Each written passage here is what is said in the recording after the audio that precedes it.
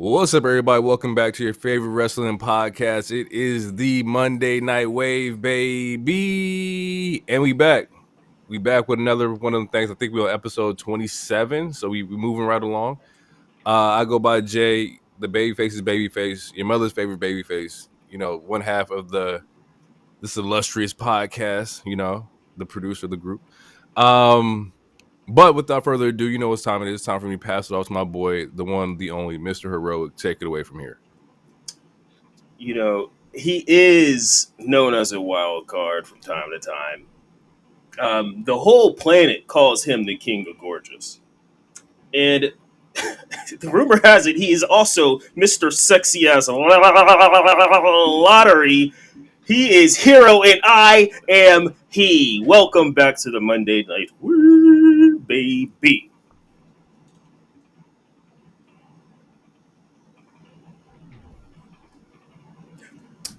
All right. Deafening silence. Deafening silence. But that's okay. We miscommunicated. I would like to let everyone know, that the OTC is back.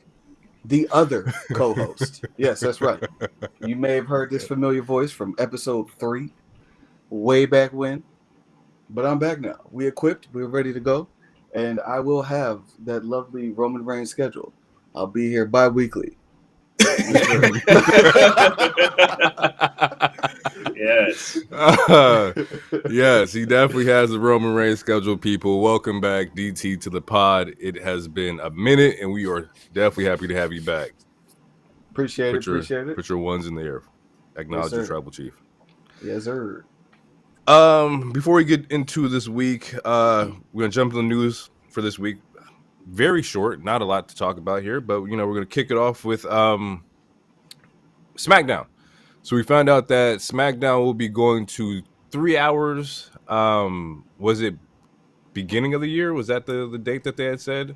Yeah, I want to say it was January to June, or no? I thought like it was January. They're going to go 3 hours in USA, and then it also came out that it's only temporary because I believe was it like later in like that summer is going back to 2 hours, something like that. Like June 2025. Yeah, we'll go back to So 6 months. So it's gonna be 3 hours for 6 months, essentially. Okay.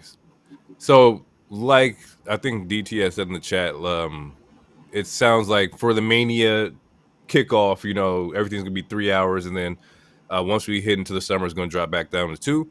Personally, we didn't talk about it before. Yeah, 2-hour wrestling shows is perfect for me. 3-hour shows, and I'm not mad at it because we're already dealing with it as is. But yeah, I'm cool with that. A temporary 3-hour, 6 months isn't gonna hurt me at all. Well, how do y'all feel?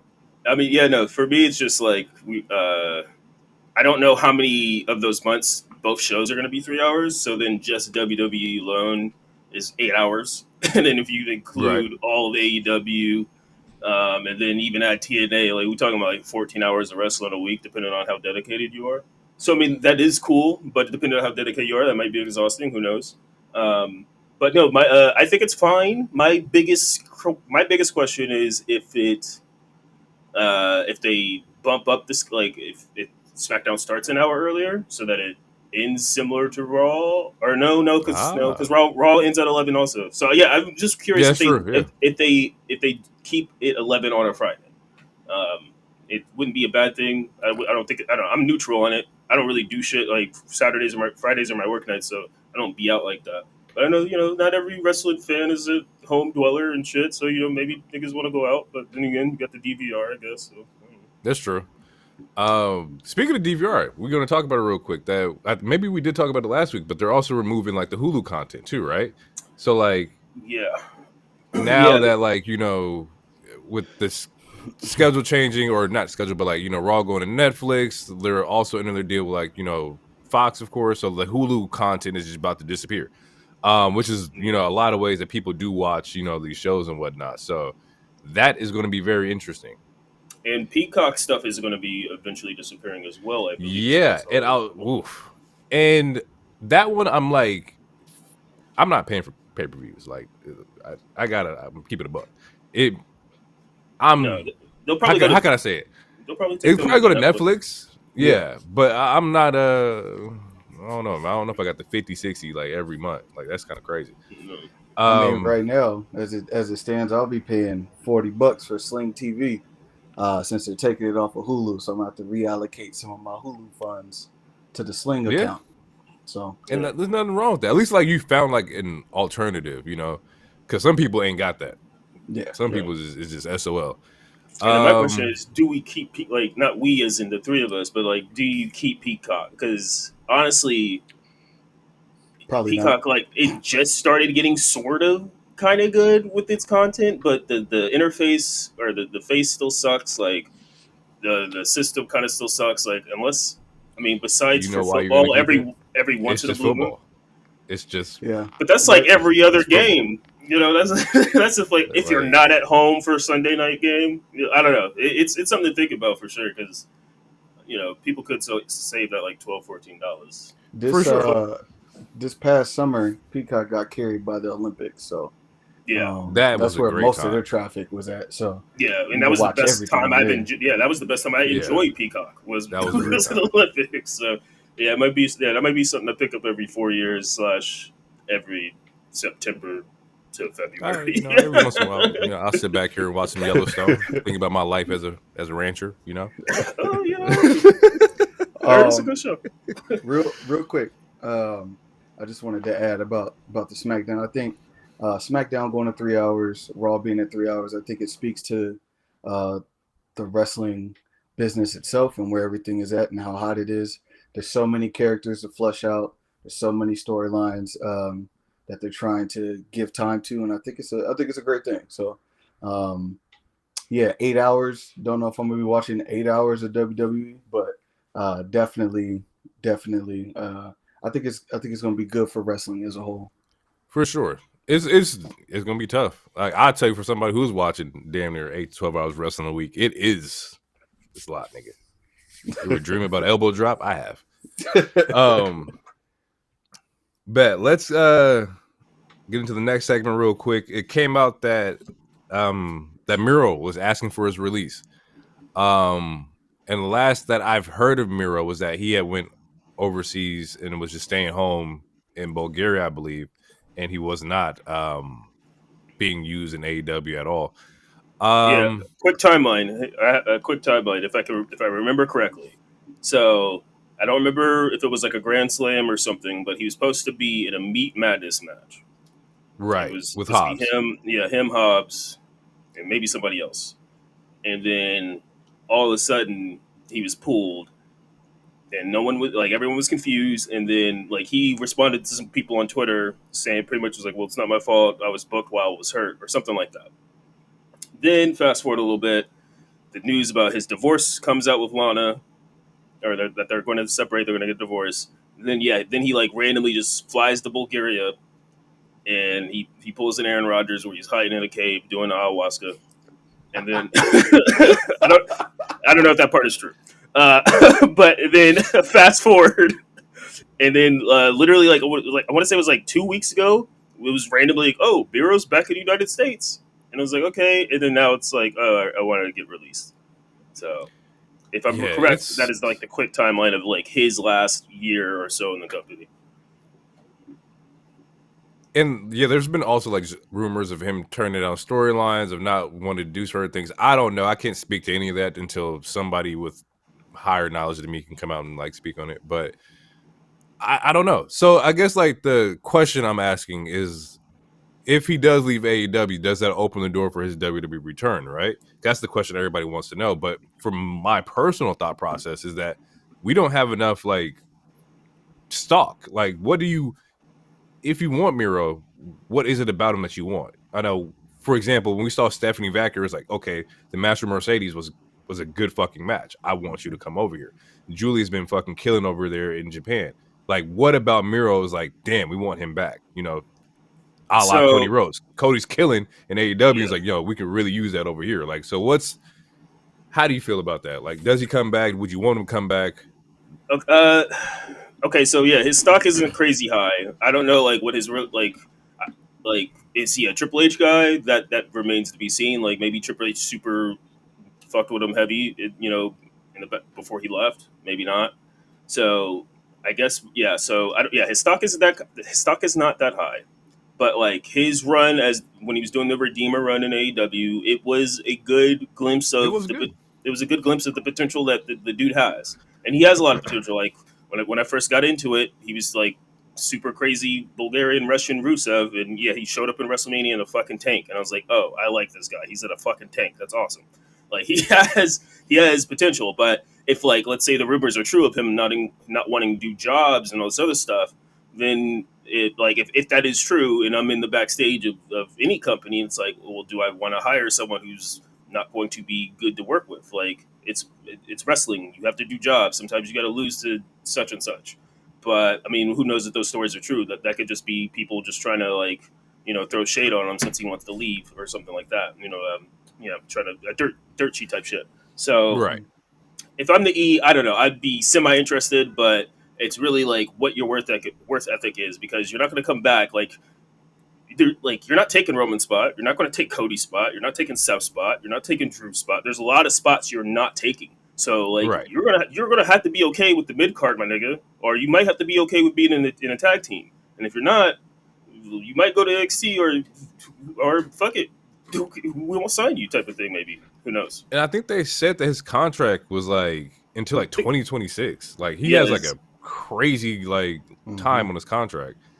Like, I mean, and Tony he'll pay them. So like it's either he'll work, Tony will either release him, which he hasn't ever released anyone yet, because we thought that might have happened with Ray Phoenix 2 days ago, but that was obviously debunked. So he's never he released Regal. Like Regal got out of his contract. Well, I would okay. You mean like as far as active talent, like actual in-ring competitors, he has yet to release anyone. Yeah. So he could release Miro, or it's like you just pay him and he just sits home, or you try to find something that you guys can agree on to do. But it seems like that's not happening. Otherwise, there's no reason for him to not be on TV. The only other thing is though, like, and this is just a random other conversation, but TK has a hard time booking big guys. Like if you look at Hobbs, Wardlow, Miro, Lance Archer, like he has a hard time booking big guys. And I feel like, I don't know, who knows what Miro's thought process is. Maybe he's fed up with the booking process on TK's end. Who knows? I don't know. It just sounds like a bunch of drama. Yeah, and I feel like wrestling in a whole has an issue like booking big guys, because the same could be said about like like Omos. Like Omos is fucking huge, and he was big on WWE. He was tag team champion. I don't know what it is about big guys in general, but Vince was probably the best. But also on the same coin with granted Omos, we haven't seen him in forever, but we also still got like Braun Strowman and Bronson Reed doing good shit. Yep, it's true. So, but and maybe that's not to say that's not to say the E's going to do immensely better. Like again, we don't know if he's a Triple H guy. We don't know if the rumors are true. If he's like, if he's just being a snob and not wanting to work with a certain talent and do certain jobs and put people over, it's going to be hard. It's going to be hard to fit in this new ecosystem, because there's a lot of people that need to be put over. Like Carmelo Hayes, Grayson Waller. Like there's other talent, like younger talent that need to be put over. So like if we hire you, you got to be able to do the job, my nigga. Yeah, so it's like. You go like, because again, you're not like there's like 12 spots. He ain't replacing not a single one of them. So, and which is why I think like, and honestly, it might be better for you to just stick with it through AEW, to where like if you can get time on screen, take the time on screen, because coming to WWE, like you said, is like, bro, we got some shit back here. Not to mention we got Trick Willie over here about to about to slide up. Like they still got a bunch of NXT people. They do plan to sign the Lucha Bros. It sounds like they got Motor City Machine Guns. So it's like Roman's back. Like we're gonna have a Cena run this whole next year. I forgot about that. Yeah, it's like nigga, we kind of packed out over here. So it's like, so you better be willing to go to NXT for a couple months, but nigga, like or something. Yeah, I don't know. Got Charlotte back. Like there's a lot of like people that's ready to come back, or not ready, but like they will have spots for them when they're ready. And that's with an extra hour of SmackDown for 6 months. That's what I'm saying, bro. That's an extra hour still with ads. So you only get maybe like an extra 45, 30 minutes. Like, let's keep it a buck, bro. That's one Bloodline segment. Honestly, that's perfect. It literally. That's not even trying to be a joke. Like that's literally like the Rock single long. That was like 40 minutes. Like the Court of Sammy. That was like 40 minutes. So that extra hour. That's guaranteed a Roman Bloodline segment. That way, everyone else can still get a match. We can still get 2, maybe 3 women matches, 2 tag matches. So what you're saying is that they're going to 3 hours so that the Bloodline won't take up the entire show anymore. Like, here you go, your extra hour. Show out so they can have their own.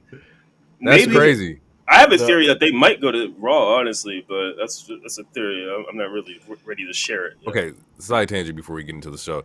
Do you consider like the Bloodline shit a vortex? Like, I know we joke about Jericho and his vortex. Do we think like the Bloodline is also a vortex?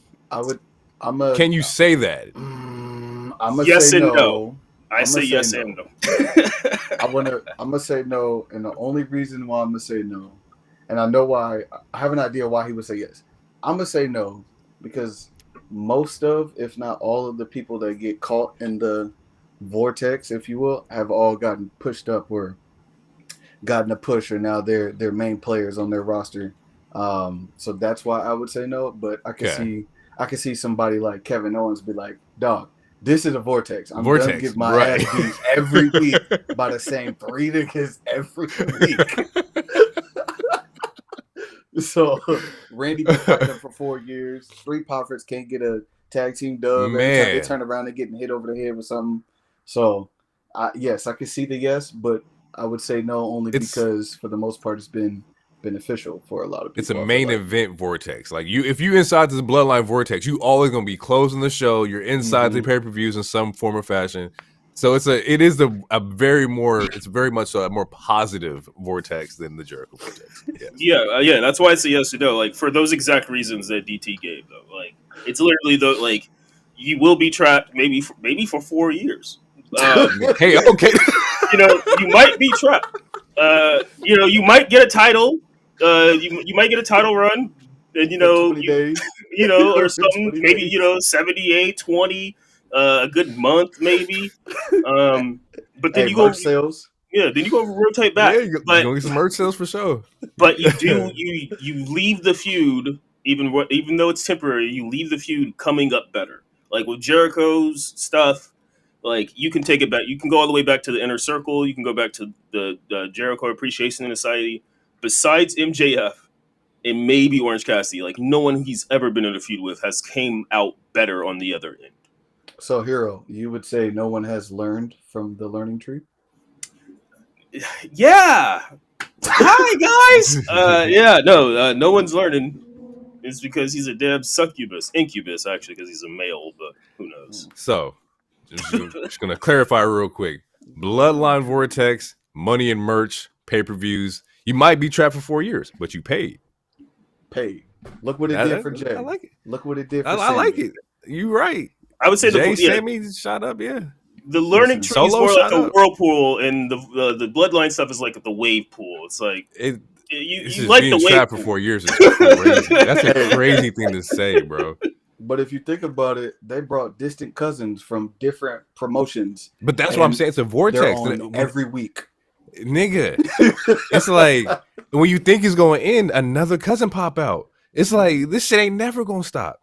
No, another that nigga, he's not lying. You see, this ring's in my ring. My camera. He's not lying, bro.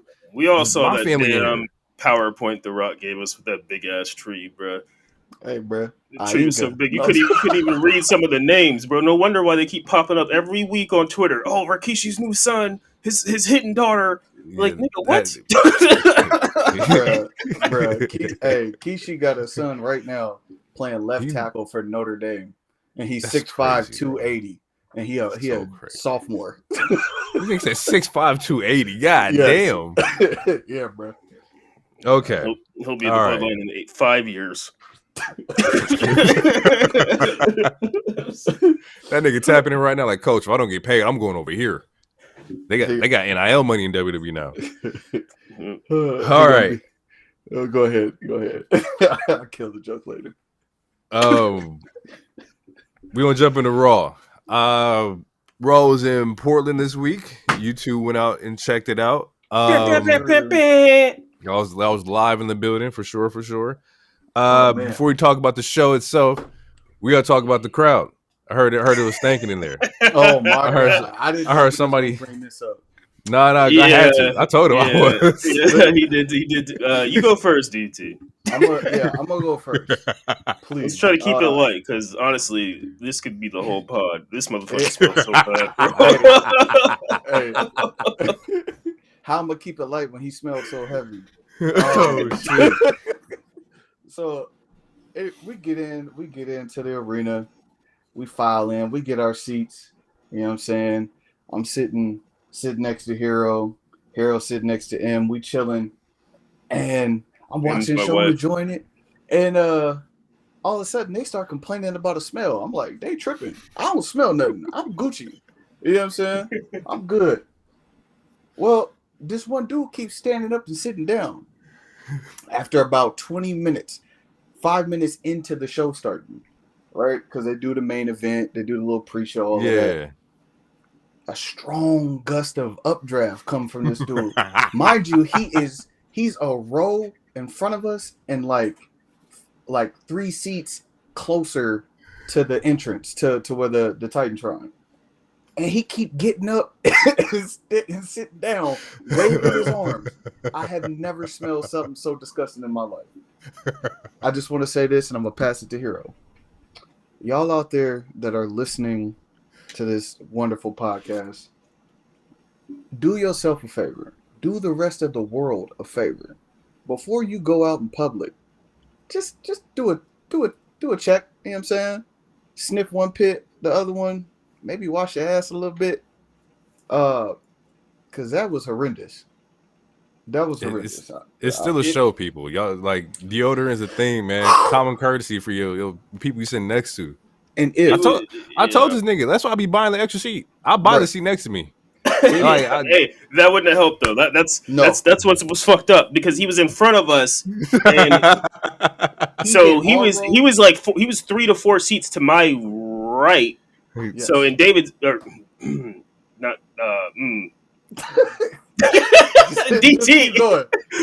is sitting next to me on my left, and M is on my right, and the way that the wind is circulating in the stadium, it's blowing in our direction. So there's nothing that we can do. And he keeps raising his arms, and then he stands up. So it's like if you stood up and he's standing up, you're getting hit even worse. You get hit with it sitting down, and it's one of those smells that you can't get used to it. You know, like if you've been on a long drive in the country, and you smell the cow ponds, and after 3 minutes, you kind of get used to it. There was no getting used to this guy's smell for 3 hours and some change. Like every 40 seconds, you're being hit with oh my god! It's just like every 40 seconds. It was so bad. It was like having the windows open and you driving into the north on Lombard. That's nasty, bro. That's crazy. I know what that is. Over and over. Oh yeah, the trash. Oh my god. You said, "Oh no, I know y'all must have hated when Jey Uso came out. That nigga was yeeting. It was just draft, nigga. Just made him Jey Uso. Yeet. It got so bad. I wanted to bring this up. My man Hero. If he don't have nothing else, he has a utility bag, not a utility belt. He has a utility bag. Any and everything you could ever need is in this bag. It got so bad.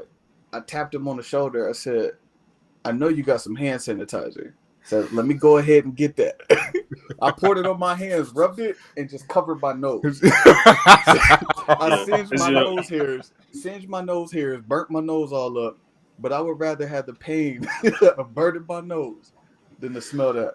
It was that Bath and Body Works hand sanitizer, so it smelled real good. It smelled good. All 3 of us put it on to where people were sitting behind us, because everyone smelled this dude. Like he had an AOE attack. It wasn't just y'all. It was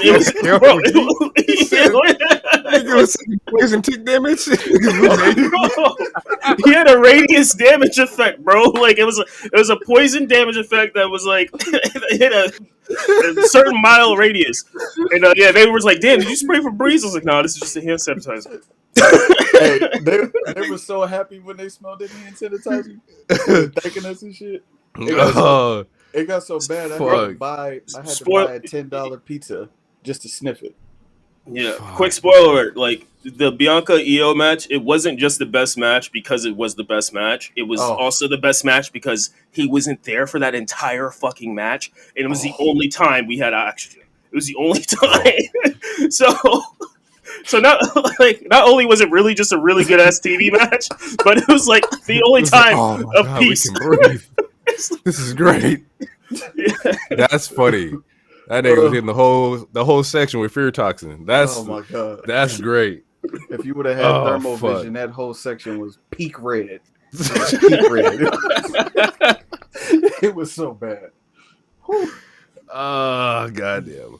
All right, let's get into the show. Like we said before, Raw was in Portland this week. It kicks off with CM Punk. Cult of Personality kicks off the show. He lays out a pretty solid, promo. A little pretty aggressive here. Talking about I got a lot of matches left in me. And tells Drew prepared for this to be the end of CM Punk because you're gonna have to kill me. You have to take me out to finish this off. Mm-hmm. How do y'all feel about this? Like the feud with Drew and Punk. We're going into what? This is the third matchup for them. Like, how do we feel about Drew Punk 3? Like, what's the energy in the room? Hero, go ahead. I'll follow up after you. I'm hyped for it. I thought it was a really good promo. It was really serious.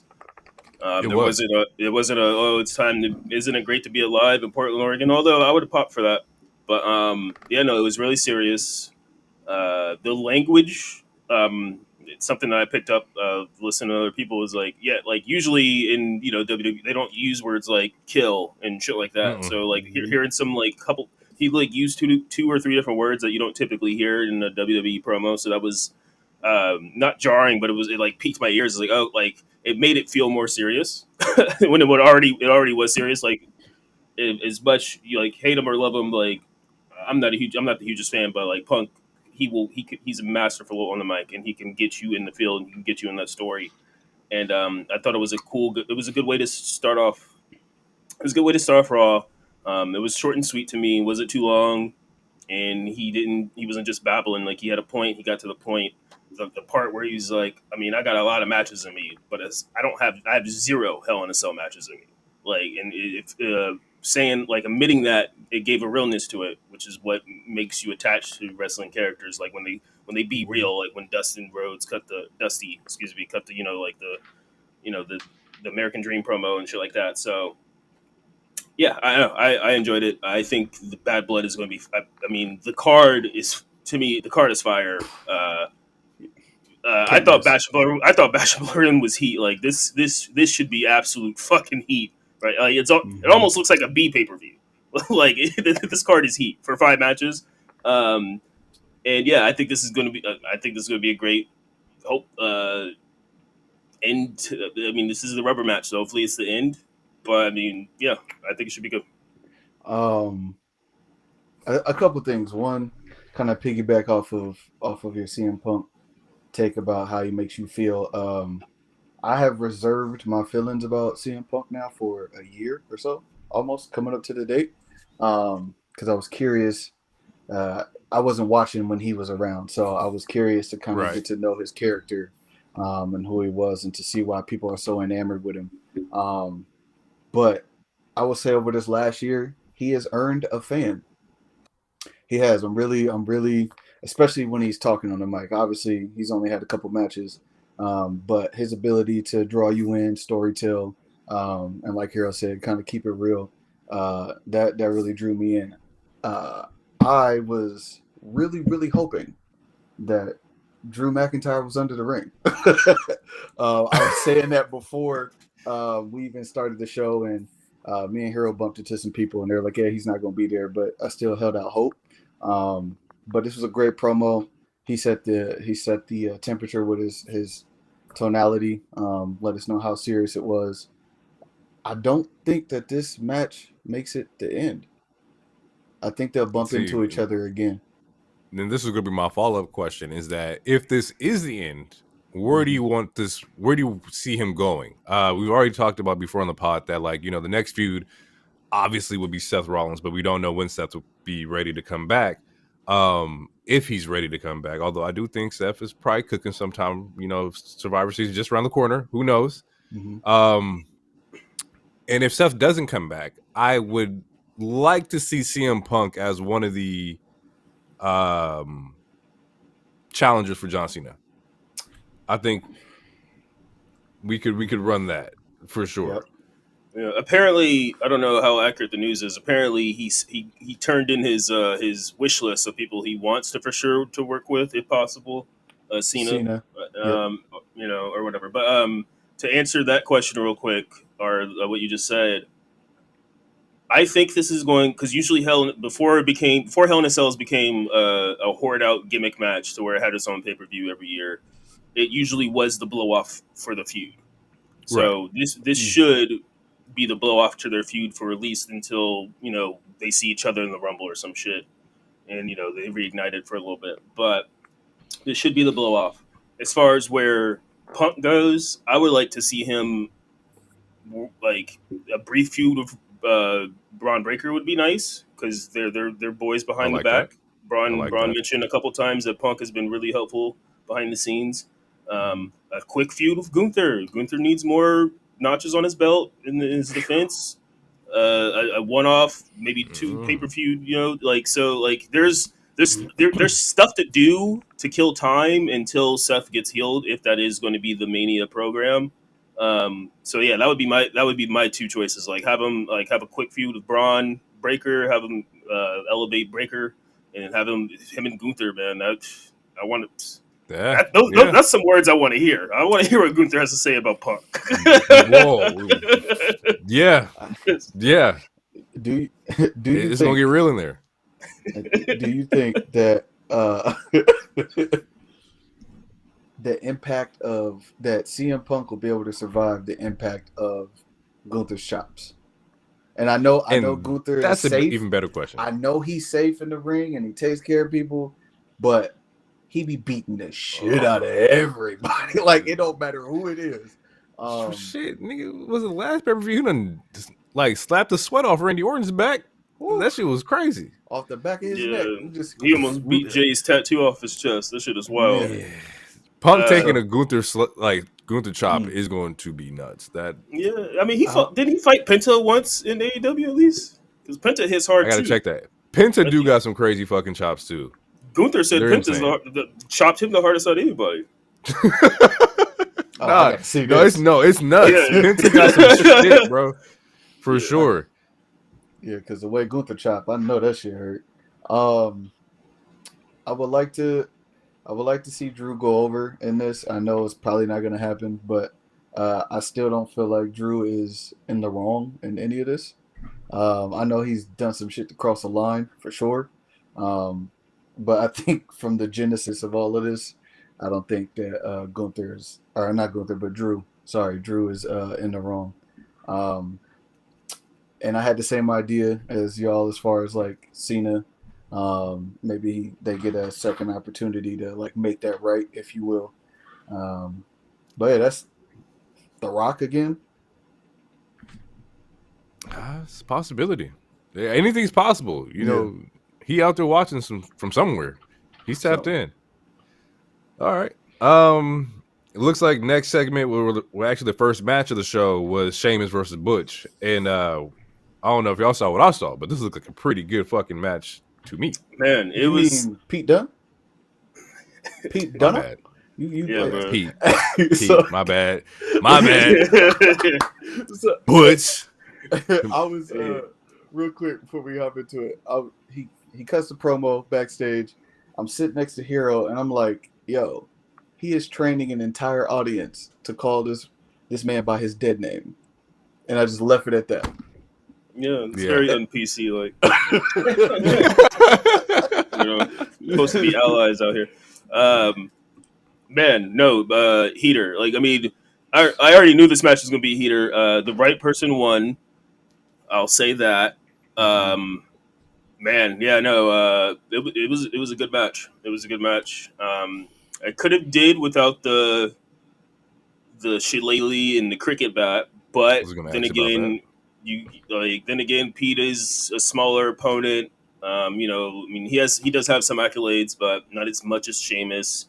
And I mean, it's also just fucking Sheamus. So, um, it's still a win. Not the cleanest win, but it's still a win, and it was a good win. And used the bro kick on him. Like, that shit is fire. Yeah. So yeah, I was fine with it. I thought it was a really good match. It's a good follow up to Punk's dramatic opener with a banger classic. Or Right. I'm not going to call it a classic, but a banger ass match. It was which is a very aggressive match. Mm-hmm. Yeah, I was gonna ask about like the ending because like the match ends where Pete grabs the shillelagh, attempts to hit Sheamus with the shillelagh, and then ref catches him and he brings the cricket bat and he gets a roll up, I believe, and he gets the win on Sheamus. He hits a bro kick. Mm-hmm. Was the bro kick? Yeah, he hits a kick. I don't think the announcers called it a bro kick, but it was a bro kick essentially. It was a pump. What do you call it? A pump. Big boot or whatever. Pump. Gotcha. Mm-hmm. Yeah. So other than the finish, like I thought it was a great match. I did enjoy watching this match. I thought this was really cool. Next up on the list, we get a quick little segment from Woods addressing everybody backstage that he wants to go at this alone. He wants to go at the tag team champions without the help from the Judgment Day. He doesn't want no interference. He wants to do it by himself. Mm-hmm. And it seems like Priest respects it. Priest like, yeah, we got you. Like, we're not going to like interfere in your match. Go ahead, knock it. Go ahead, do your thing. Cool. Spark note that. We're going to come back to that. We get Nat versus Zoe Stark.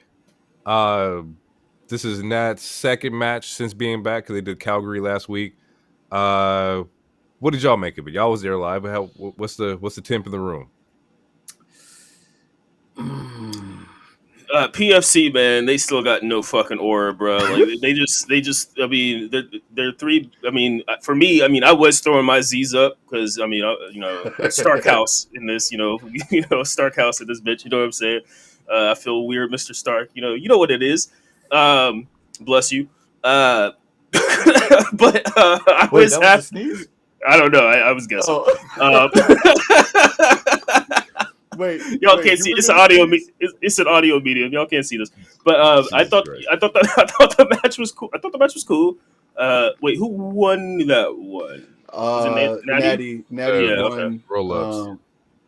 Yeah, she went on a roll up if I remember right. Zoe Stark, physically impressive. I have no problems with her in the ring. But yeah, no, PFC just not doing it. Pure Fusion Collection. It's a terrible name. Yeah, they gotta switch that. I know it's not PC, but I'm down with the stud line. They gotta do something. Like they gotta do something. My first note when I was watching the match, I was like, is Lyra injured? Because Lyra had a lot of momentum coming in, especially having like I believe her matches with like Becky, or not having matches with Becky, but being next to Becky. And I was like, why are they not using Lyra? Because I think she's probably the most interesting wrestler out of this whole like segment that's just not being used she's right now. Yeah, she's doing something in NXT right now, and she originally she was with the Rave Girls, but Casey got her nose broken, so. And I guess they didn't want to pair Lyra with Damage Control. So, yeah, right now she's helping out in NXT, I guess. So, yeah. All right. Yeah. We get a Finn and Rhea promo. Finn over here letting her have it. We got you acted like you cared. In reality, you only cared about yourself. You and Damian are the reason why I'm not world champion. And on top of that, I told Dom to forget about you. Okay. I was the one that told her to freak on her. I told him to goon. Is Finn wrong? Not entirely. Stop him when he's wrong. He's barring up. He's not entirely. No, he's barring up. He's barring up. But and I hate that. I hate that it has to come to this because like I've seen so many like Stan accounts. Which like a Stan account made an entire thread of all the random times Rhea like helped out Finn or something like that. It's like, you guys, it's a TV show, ain't that serious. But he's not entirely wrong. But she never technically had anything to do with Damian fucking up. It was mostly Damian. But Rhea did think a lot about herself. But at the same time, that's mommy. Niggas give her just the utmost freedom. Oh, of course. Of course. She get all the mulligans. All of them. All the respawns. We then get she deserves every receipt she gets. I hope Raquel comes back and give her a receipt too. She deserves it. But it's also mommy. We get Jey Uso. Jey enters this little segment real quick. Yeet. Yeet. And I think Finn says something to the effect of like, you might need to focus on the IC championship while you over here in our business. And I'm like, because you're out of your league. Finn was right. But that he might need to focus on the IC championship, bro. Like, yeah. Like, go. But she ain't out of his league though. That's the Yeet man. That's the Yeet master. Man, don't let Rikishi hear you, bro. He's probably freaking out right now. Man. Nope, not doing it. Next segment. Nope. We get Jay's promo. Next segment. We not doing it. Jay comes out. He says he's finally on his own and away from the bloodline. Jay's getting his shit off, right? He's talking to everybody like, yo, you got to respect who I am right now. I've been thugging solo for a minute and enter Braun Breaker. Man, so you've been for 14 years. Because I've done more in 6 months than you have in your own career. I was like, oof. Yeah, that's tough. Shit. I mean, that's tough. I'm trying to think, like, did Jay get it? He ain't had no solo titles. Not a single. Nope. No, he's trying. His brother Scoot might have a couple. But he is the longest reigning tag team champion and like has the second or most tag team reigns. You know what I'm saying? It's not like he don't be doing nothing. It's true. You know you ain't got one single belt. I got one in 6 months. I was like, fuck. That nigga's barring up. He right. He said he didn't need his father, his uncle, or his family's help. I didn't need the name. Mm-hmm. I'm like, damn, once again, barring up. He's not lying. He's not lying. He says next Monday when we fight, I'm going to expose you. Because you nothing without your family. I think that's foreshadowing. Oh, I think so too. It could be. Yeah. It could be. It could be. It could very much be. I still think there's a red herring, but we'll get into it when we talk about SmackDown though. But yeah, Jay retorts and he bars him up just as good. Like he actually gets serious, and he's not like pandering for the yeet part. And he mentions homie's NFL career and Braun's. His facial reaction was perfect for it too. He was like, "I can't believe that motherfucker just said that." Like, it was a really good facial. Yeah, it was a good battle of the word. War of the words. People keep forgetting that like Bloodline Jay was a crash out. Like, y'all get yeet man and y'all yeeting and everything's cool, but when he was on some nut shit, when he was the right hand to the tribal chief, that man was a crash out. Don't make that man go back because he was super kicking everybody for no reason. You couldn't stop him. He didn't like nobody. Like that's also a crazy turnaround from Jay. That's fucking wild. But yeah, don't make that man go back to crash out, Jay. It's definitely the vortex. The vortex. We get an Io and Bianca promo. Io's like, how dare you challenge Kyrie with the injured eye? Calls her a coward.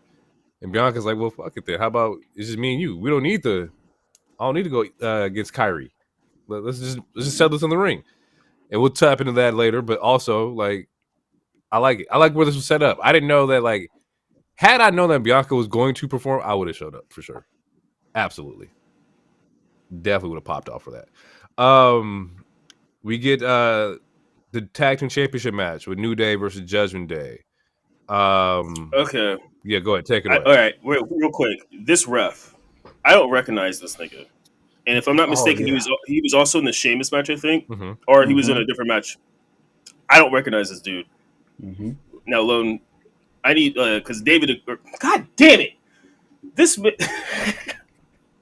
DC agreed with me. Want everybody to call him Hero, but can't call that nigga 2 letters. That's crazy. It's new-ish. What? It's new-ish. It's new-ish. This ref. You never made me call you DT. The ref. What about this ref? Okay, I'm sorry. I'm sorry. I'm sorry. Anyway, I don't recognize this dude. I fucking hate him. I think he's the worst ref on the fucking planet. I don't like his face. I don't like his craft. I think he sucks at his job. Since when do refs focus on the action just completely outside? Well, you got 2 grown-ass men still fighting. I had that note. I was like, why is the ref outside the ring? He ain't never seen a ref get out there, but hey, yo, okay, I know he just got hit with a chair, but let me check on y'all. Ain't no blood. It'd be different if somebody was busted out there, but like nothing.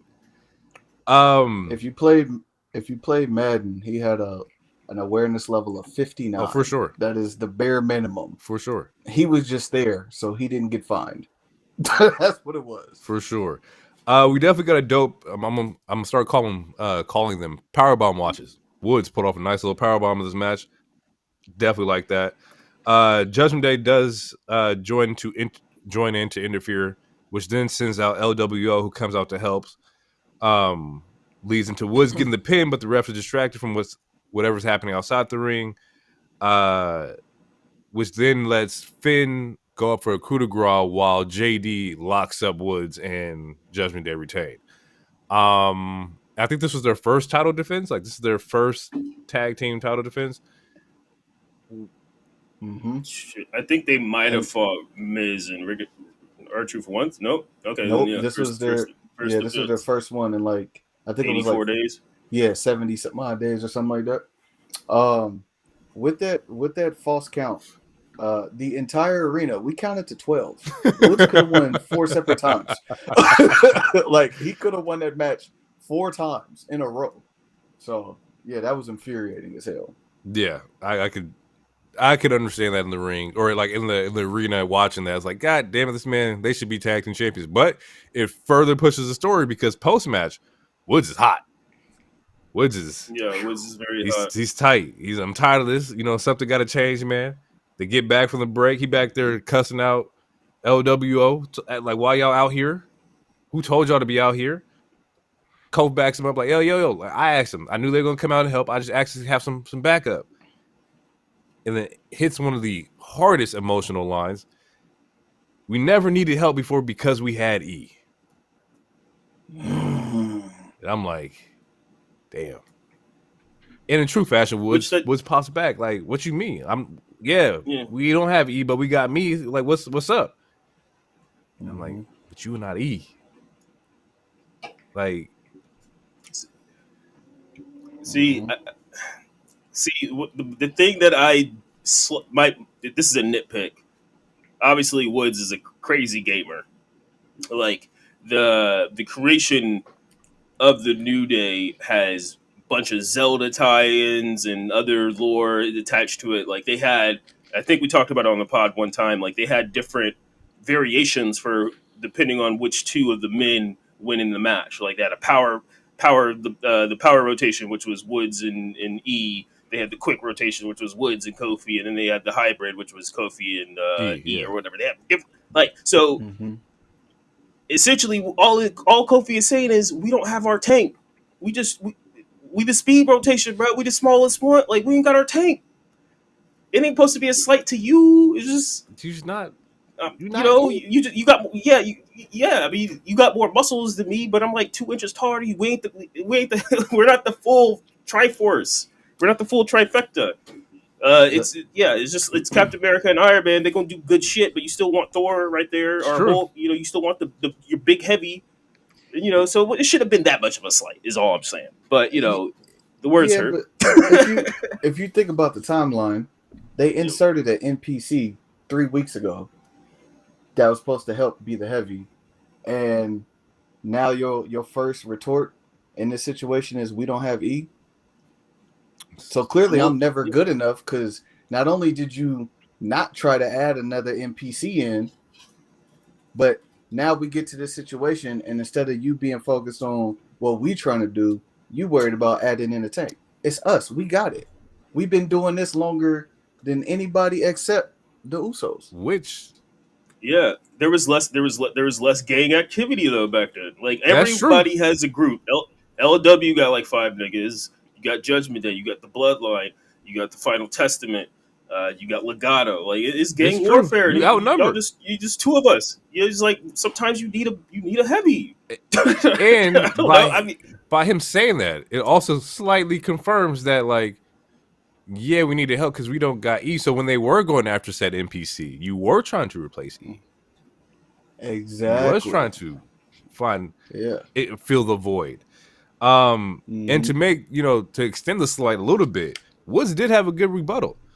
Why does LWO know the plan for our title match? I didn't know the plan. Why do they know the plan? And I was like, damn, you're right. Why you keeping me in the dark? He right. That was the best bar, or that was to me that was like the best line. Like it's like, yeah, bro. Like they both have really good points, and this is one of those fights that you have with your bro that could easily be settled in like 5 minutes if you like sat down and talked, but you guys are just texting or tweeting each other, so you don't understand the context type of thing. If they just sat down and talked and played Tekken, they'll be cool. We don't have time. You keep doing shit. Instead of talking to me, you doing everything but that. Yeah. I'm just trying to restore the glory and the fame. That's it. Yeah, I feel it. Next match was quite the exciting match. We get Bronson Reed versus Braun Strowman. And I can't even say this was a match because this was definitely not a match. It wasn't. It was not a match at all. It was a great fucking segment. And it's funny because I saw his tweet. DT had tweeted and he was like, oh, so they changed the ropes for the big man? And I was like, that's kind of interesting. Why the fuck did they change the rope? Immediately, these motherfuckers break the ropes. Immediately. Kick, bell ring, ding, ding, ding, turnbuckle off. I'm like, yep, this is not going to be a regular match. These niggas are not doing no pin shit in this one. I'm going to pass it to y'all because y'all was there live. How was this live? It was, I was in awe.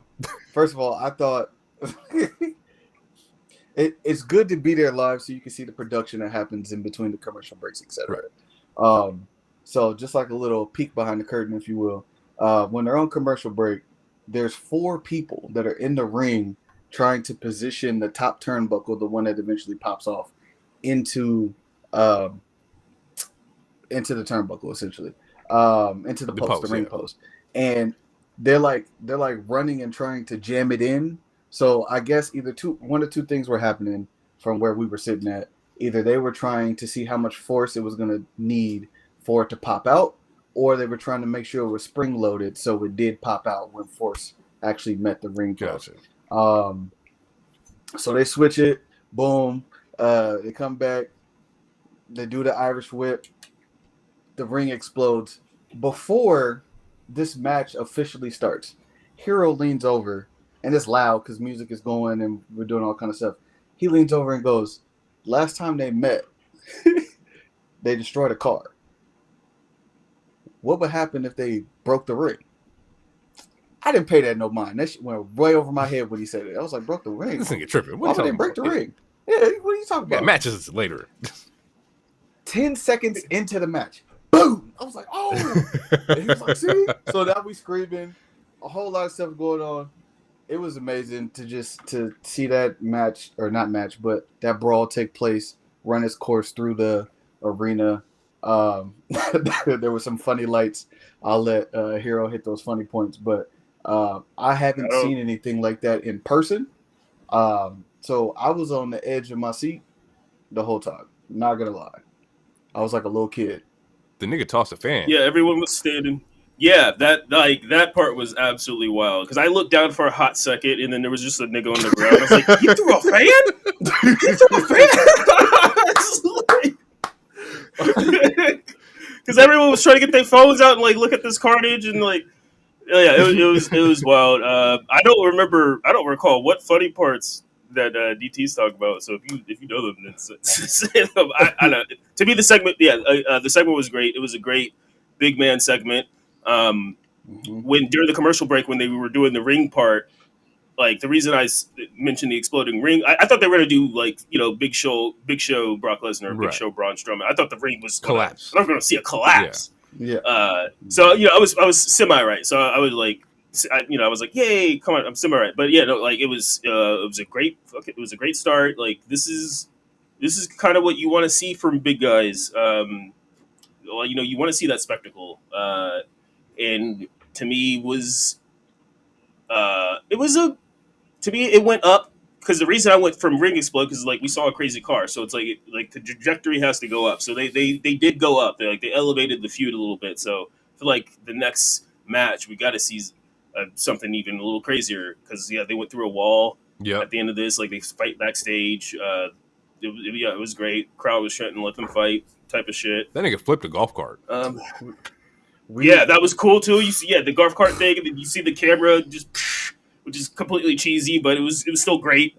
Right. So I think like in earlier before this match, there was obviously a little conversation between Miz and Braun Strowman. And Miz essentially was like, "Hey, what you mean? I'm not man enough for Big Bronson Reed." And he's like, "You're not, but it's not like your fault. Sometimes you need a monster to fight another monster." And this was literally like Godzilla versus Kong, like the first one. Like everything was just wreckage. There was destruction everywhere.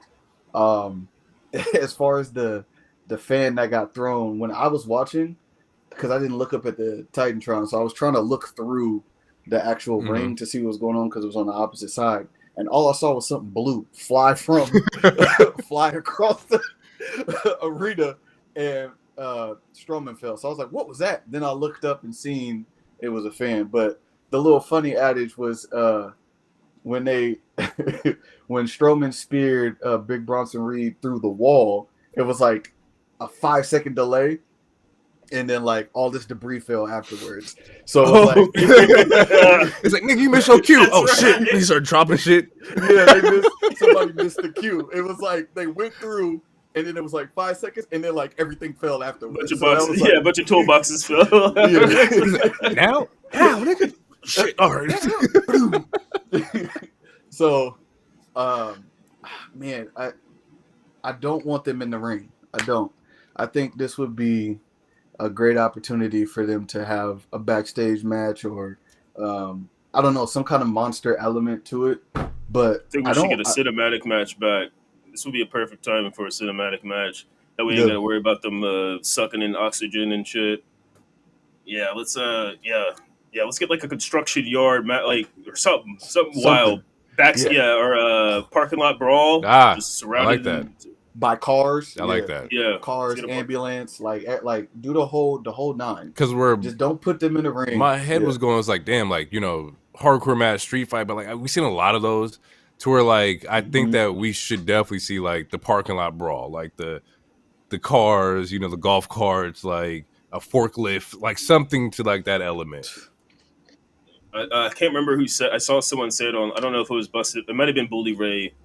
But a last monster standing match would hit. That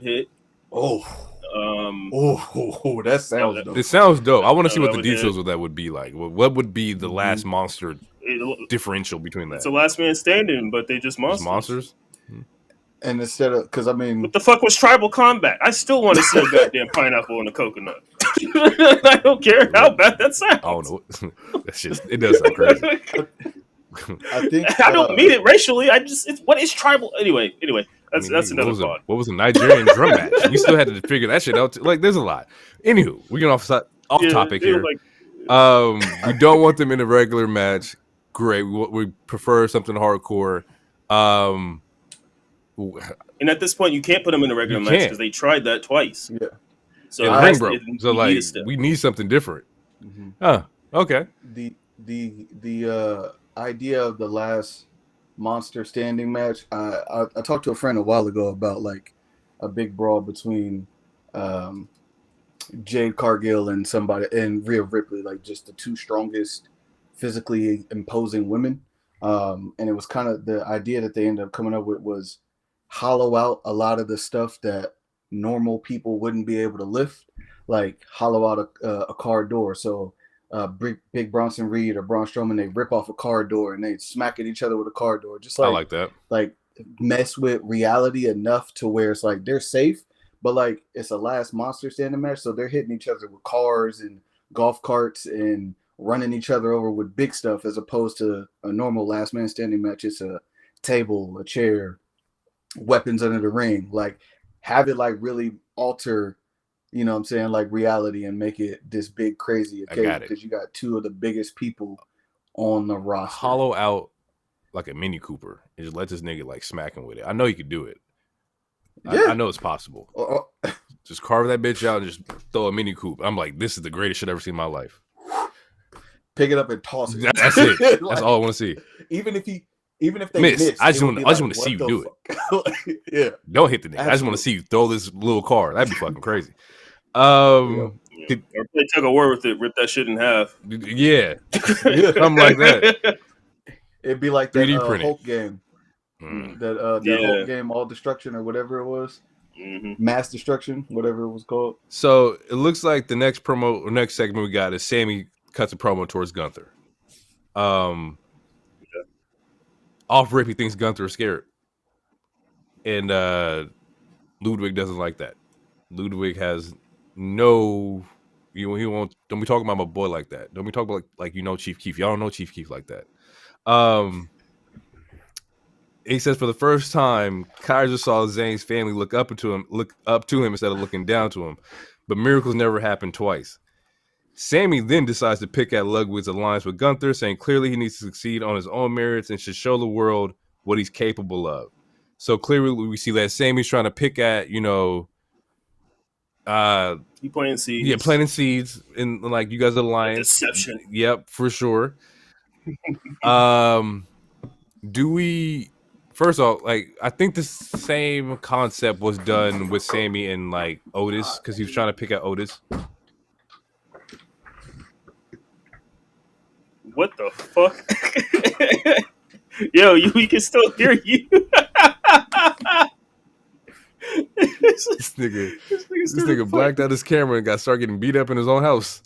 Hey, at least it wasn't super Shannon Sharp. There is at least he hit the kid. Nah, that's fucking crazy. That's my Michelle. Come on now, DT. Come on. That's my Michelle.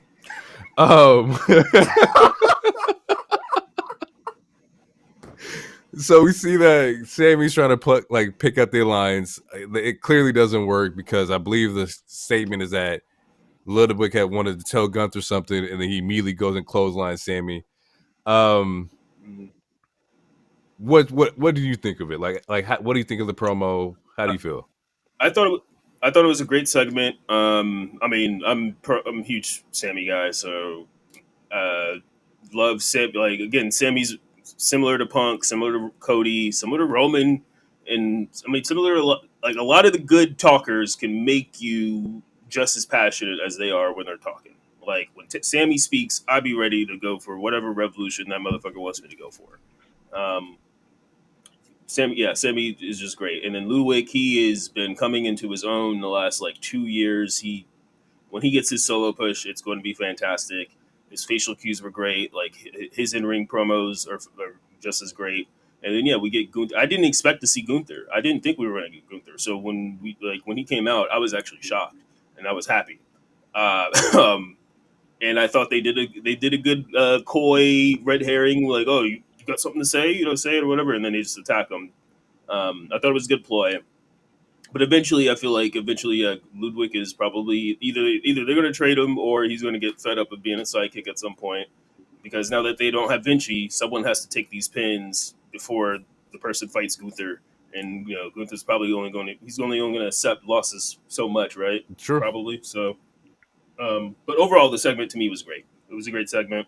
Are you, what's the heat check on, How do we feel? Do we like the idea of Sammy going to fight Gunther? Like, on a scale of 1 to 10, I mean, how invested are you, in this? Because like right now, for me, like the hottest feud for me is the Jay and Braun Breaker. I think that's like my favorite one right now, and I got that like at 7, 8. Where do you have on your 1 through 10 interest in Sammy versus Gunther too? D? Maybe a 4, if that, because we know how it's going to end. Sammy's not going to be the one to take that belt off of him this soon, but there is the like idea of he's the last person ever to beat Right. Gunther, but he's not taking that belt off of Gunther this soon. So how would that, like, what could they do to make this more interesting? Because we all know how the outcome is that, he won't beat Gunther. Like, how does your interest rise if you know the solution or like the resolution to the feud? Sammy has to get his ass kicked like never before. And I'm not saying he got to get squashed, but he always has that crescendo in his match where he takes a ton of damage and he's really resilient. And then he gets his kickoff. I'm missing the name of it right now.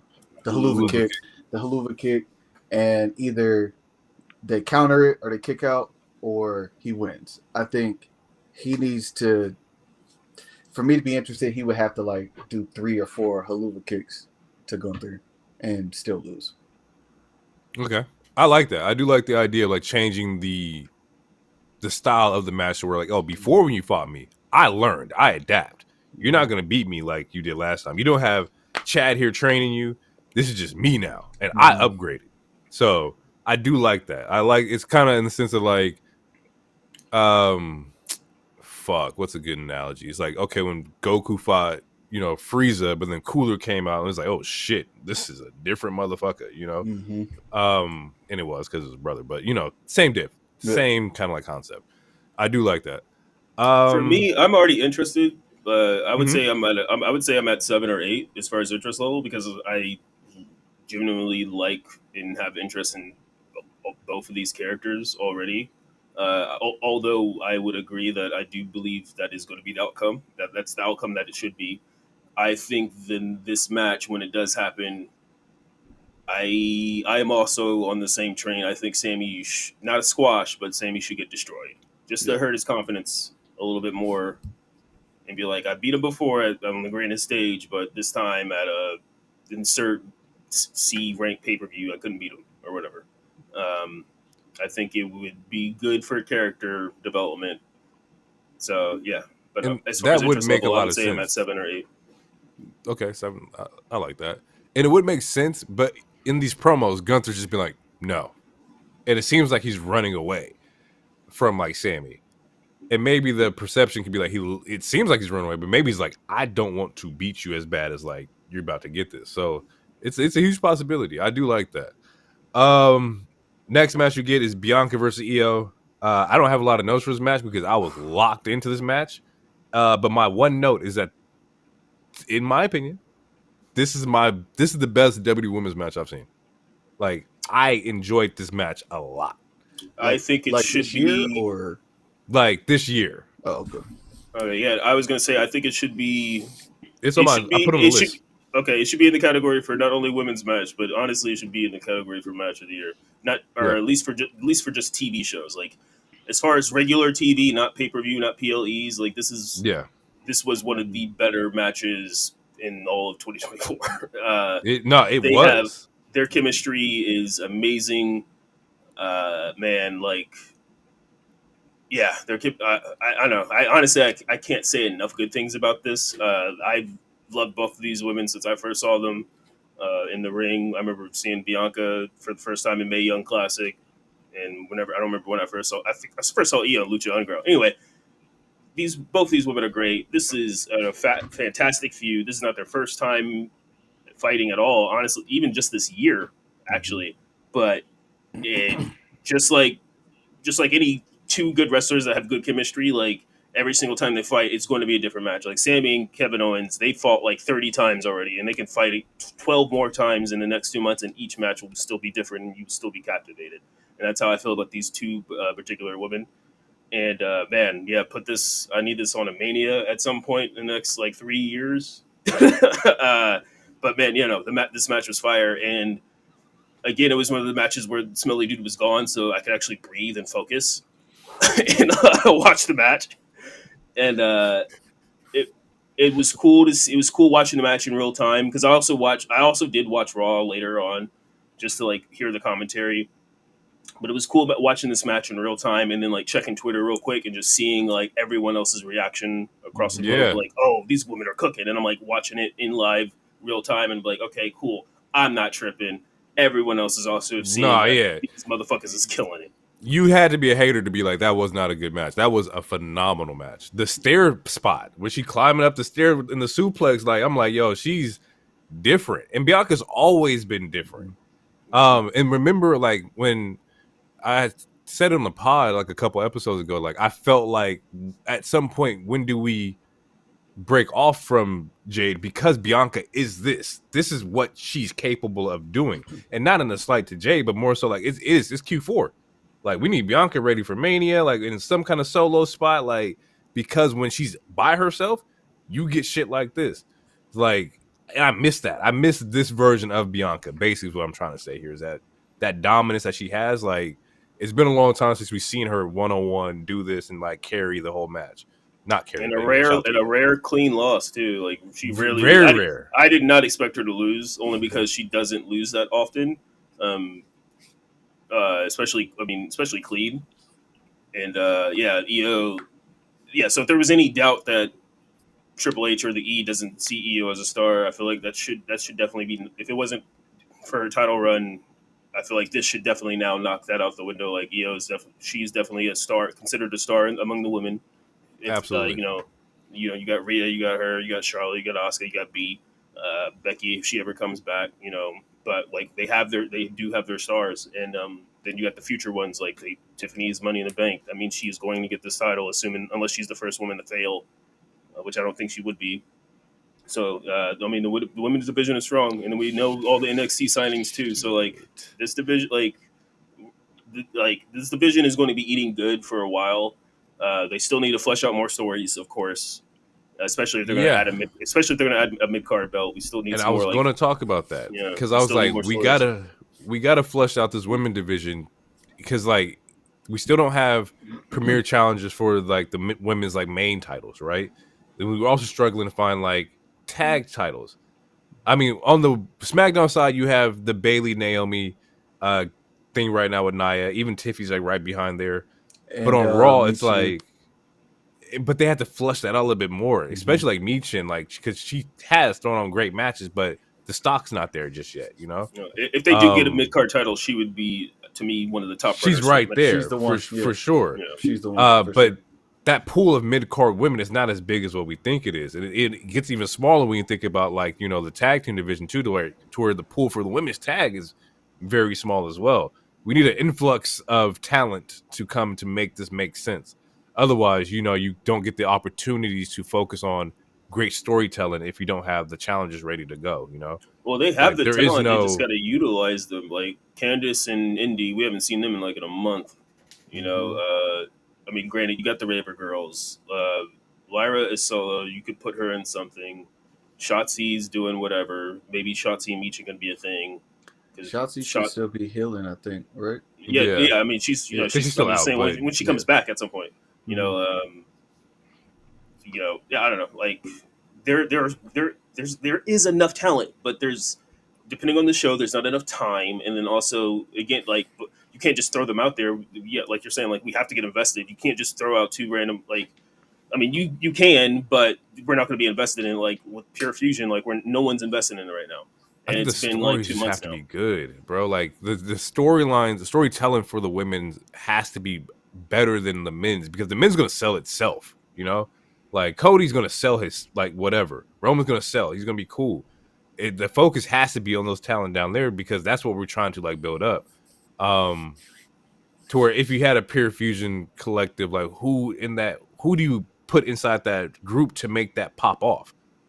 Like, who's somebody like, damn, like placing her here expands this group? Because that's what they need. Is that one catalyst for pure fusion? For pure fusion, like who would you add? That's like she just got injured, but I would add Kiana James because her character is like a secretary-ish. You can play off of it with some comedy, and also she is still kind of jacked.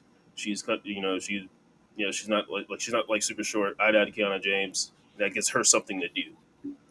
There's a fish out there that is coming. I would think is coming back in the next year or so, and I don't think you guys mentioned her. At least I didn't hear. But Alexa Bliss. I like that. She's probably going to be doing Uncle Howdy stuff. Because the Wyatt 6 is supposed to have 6 members. They only have 5. But I thought like the 6 was Bray. I thought that was his. Oh, it could. I mean, it could be, but Alexa has a lot of ties to Bray. I thought. I mean, I'm not right. I don't know. I'm just speculating. Yeah. How do you think? Like, do you think Bo and Howdy are 2 different people? Yeah. Well, then all of them would be 2 different people, wouldn't they? Well, they haven't been presented that way to me yet. From what I watched, they haven't been presented that way. It's true. The only one that's been presented with a split personality or 2 entities has been Bo, from what I've seen. So to me, that's the 6. Because when Bo started showing up again, he was the one going and talking to, oh my God, not Nick Aldis. I'm sorry, the nigga that can't control his show. Yeah, he was the one talking to him initially in the office, etc. And we didn't see Uncle Howdy do anything in ring except for the vignettes and stuff like that. We didn't see him do anything until all the other characters were introduced. So to me, the way they started, it felt like they were 2 separate people. You know who I would add inside Pure Fusion Collective and just have it like a badass fucking group? I would throw Piper. I would put Piper in a position to be like a leader. And then you have like a Piper fucking Shayna tag, which fucking works with me. Piper Zoe still works. Like, I like the idea of having this group of just women who are like, there's gonna a more amped up version of Damage Control. Like, toward Damage Control is more like in the mix, kind of like fucking you over. They just go and just wreck shit, just cannonball style. The thing with Piper's not a bad choice, but I feel like you need to add someone a lot more charismatic than the 3 people that are already originally in the group that can talk. And to me, yeah, I mean Piper can talk, but and that's why I said it just because the character-wise. I feel like adding her, she'll just be like more of a heavy. I mean, she could still be the leader, but I don't know. Honestly, I feel like they should have someone who's more of an outlier as opposed to those 3, like how. But it doesn't have to be too I don't know. I do see. I smell what you are cooking, but I feel like more of so you have someone to play off of the blandness of those 3 would be better. So someone bubbly and so Chelsea. Chelsea would have been great, but I like what Chelsea's doing. I like what Chelsea and Piper are doing. She did a very we're talking funny, about Smackdown. That segment was great. That's funny. Let's wrap up SmackDown real quick, then we head into break. Main event is Dom versus Priest. To be honest, I felt like I could not focus on this match because the match before was just really hot to me. Not saying it was a bad match, but I think like the women definitely took the stock up really fucking high. My notes from this is that Priest is fucking Dom up. There was a lot of... It was just, I respect you, Dom. You got in the ring, you try to fight, but it was not turning out too well. He did a mean south to heaven in this match, which was fucking crazy. We did get post match because Priest does win. We do get post match that JD jumps in and they jump Priest, which then sends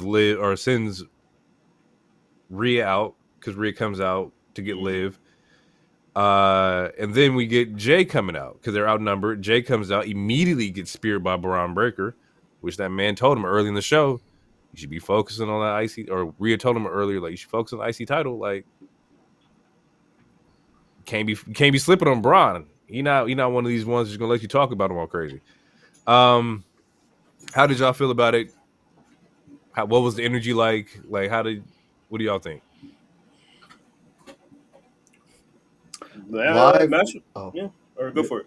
Yeah, no. Live, I didn't even see Braun Breaker spear Jay live. I didn't even see it.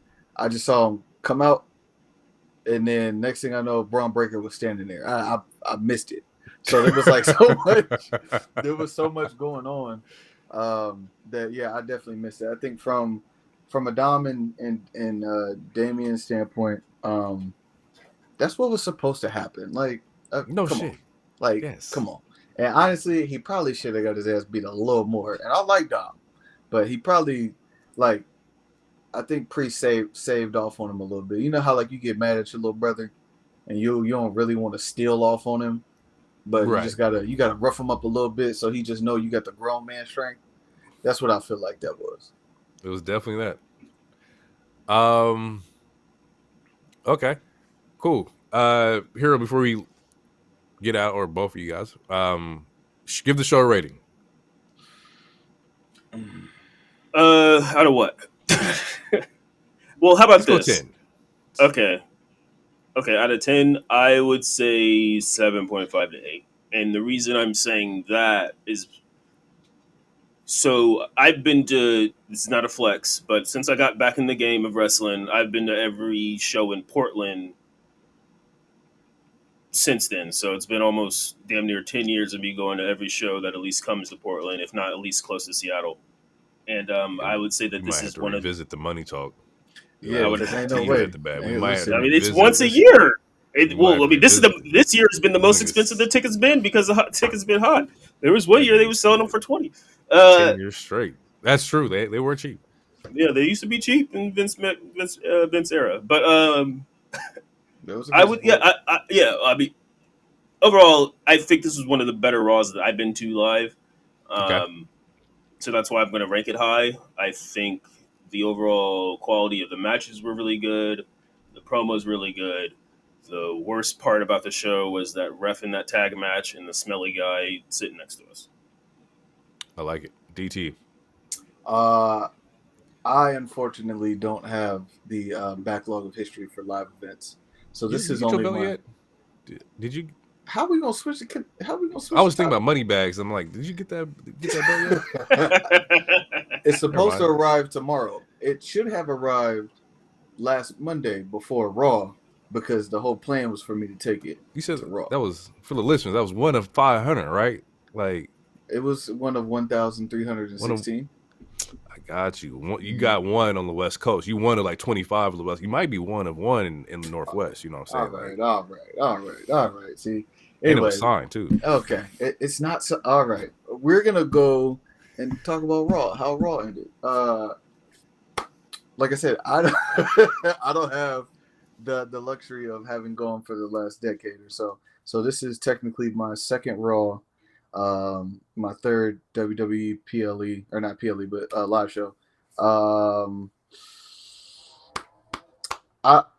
loved it. I did. I loved it. We made it on the Titantron a couple times. That's cool. It was great energy. Aside from the notable negatives that Hero already mentioned, not gonna rehash those. It was really fun. That's tough. I would have to say probably the same score, 7, maybe a 7.75. You know what I'm saying? I like that. All right, cool. Yeah. So overall, good experience.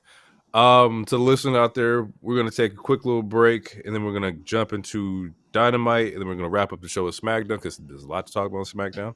But we'll be right back in a bit. Warp drive.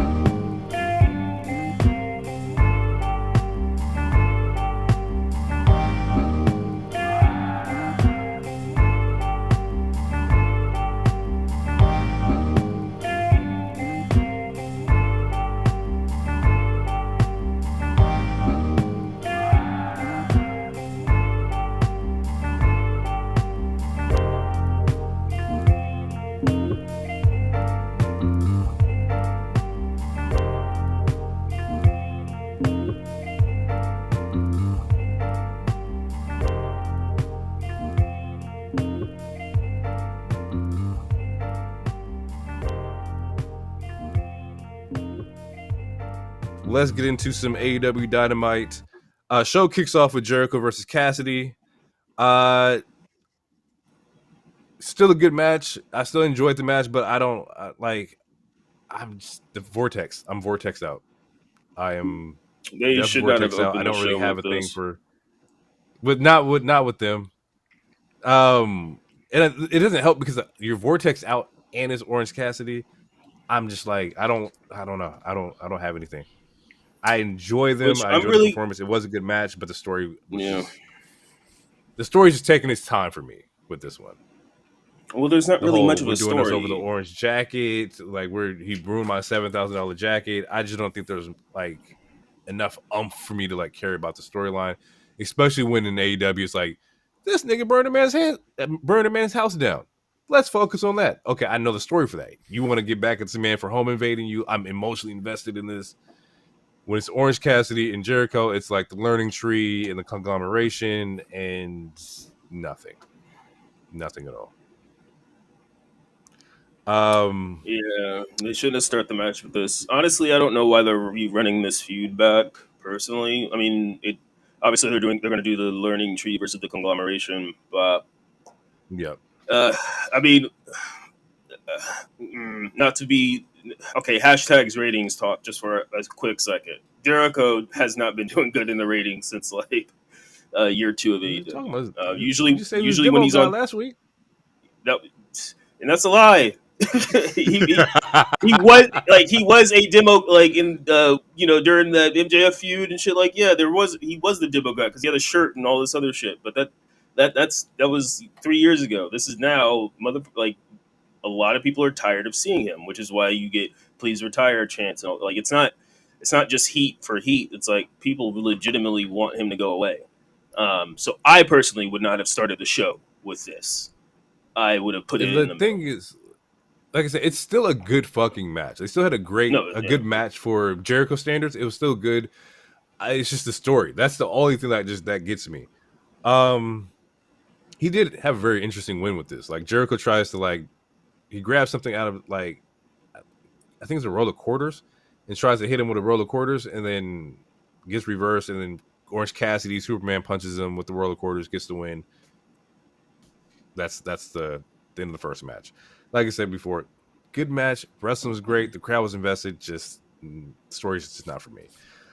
We do get what I am interested in is the backstage promo from Claudio and Pac, where they're asking where the fuck's you been at? Where you at? We ain't seen you since the pay-per-view. You know, I respect that you're your own man, but we got a trios title to defend. Like we need to have you show up on for this title defense next week at Grand Slam. I believe the Pac says that next week they have a trios title defense and he better show up to work. Claudio says he's not mad, just disappointed in him. And then Mox, shows up and says, he believes that Yuta can be the man they believe he can be. Basically stating that, we want you to be the dog that, you truly are. But clearly in this angle, it's Yuta who's playing off of Brian that's his role model, his icon. And it's also a very interesting element to think what's going to happen when they do fight off next week. Like, what does Yuta do? Do you just break off? Like, is Yuta getting excommunicated out the group out of whatever this new, faction is? Well, okay, yeah. So I don't think they're going to lose their titles. I mean, we don't know who they're fighting. They're supposed to fight Private Party, but it looks like they wrote them off. Maybe. If not, then they're going to have a special third who that could be. Who knows who that could be? In the chat, I was like, "Ooh, maybe this is finally Bobby Lashley," but I was saying that jokingly. But who knows? So on paper, as of right now, it's supposed to be Private Party versus whatever this the Neo BCC club that's going on right now. Which I did check that out. I think I did check Wheeler the video out. Yeah, I think Wheeler is going to. So right now he looks dejected. He looks he's distraught. Distraught. He's leaving his title accidentally during places. Yep. But then later in the show when they do get up or catch up to him, he says he's going to defend it. So I think he will fight. I feel like he'll be a little distraught. Maybe he'll be hesitant. If they do lose, it's going to be because of Wheeler, but I don't know if they'll lose. They just got the got the it's titles. hard. It would have to be like some superstar like trio that just came out of nowhere. But even then, AEW doesn't really put the belts on their new people like that. Like not out the gate. But then Not again, on day one. If they're going to do what I think they're going to do, I don't see because Moxley is that third in that trios, right? Or is it no, man, I'm lying. No, because it's Pox. Okay, never mind. So yeah, I wouldn't be. Yeah, I don't think they need to lose. I wouldn't be surprised if they keep it. I don't know. I'm not really sure though. It's gonna be interesting. I'm invested in the story. I want to see where they go with this because it's fucking BCC trying to take over AEW right now. We get a Hook versus JD's or JD Inc. It's a squash match. Hook's currently beefing with Roderick Strong. Once again, I don't understand. Not touching it. I'm not touching I'm not going to spend a lot of time on this, but it's like if there is anybody who could make the title worth it is Roderick Strong, but it's just like it's just nothing for me for Hook either. Like, but at some point Hook is going to have to win it back. We just got to burn this off the show. They just need to get it off the. What they need to do after this feud, he wins it. We get a Hook speaks moment. He says this title already isn't real, so it doesn't matter anymore. I'm going to go after some real fucking gold, and then challenge Okada or challenge Ospreay or challenge anyone the fuck else that actually has a real title, just so we can elevate him, because he has been in a holding pattern for 2.5 years now, doing the same exact shit. And again, we brought it up. I mean, it's hard to not bring it up, but him and Dom came in around the exact same time, and the way that their growth is not only just in ring but just character wise it's so vastly different. You can argue it's because the machine is bigger on the other side, or whatever the fuck, but it all comes down to booking. Also, though, basic booking is what it really comes down to. Dom wasn't given a title and told to just run with it, right? It was like, you got a group that kind of helped you get into the game, which is why I loved the Hook and Joe thing. Hook, Joe, Shibata was a fucking banger group for me, because it let Hook take the back burner. You didn't have to be the superstar in the group. But just him right now running this thing solo, it's like, we got to change it up at some point. He needs a vet. He needs somebody to kind of help him get through the motions, because he still can't talk. It's just... There's things that you need to be a star. Not saying Hook's not a great wrestler. He's a phenomenal fucking wrestler. It's just he has a look. It's just character development. Why do we care about Hook? Hook can't just be the quiet guy and be cool in the corner. It's not 90s TV no more, that can only take you so far. And the thing is, if Ricochet can get out there and talk, you can get out there and talk too. Just no matter how good or bad, get out there and say something. I don't care. Well, I mean, he said stuff, and the writing's not good for him. He needs a writer. Yeah, he sounds like a bully in a Disney movie when he talks. Yeah. Like whoever Johnny Tsunami's villain was, that's what it sounds like, and that's not to, I like Hook. It's just it's similar to some of the other people that we've talked about, like an Ivy Niles, or it's some people don't, they just sound too nice. And I mean, he's a handsome, cute kid.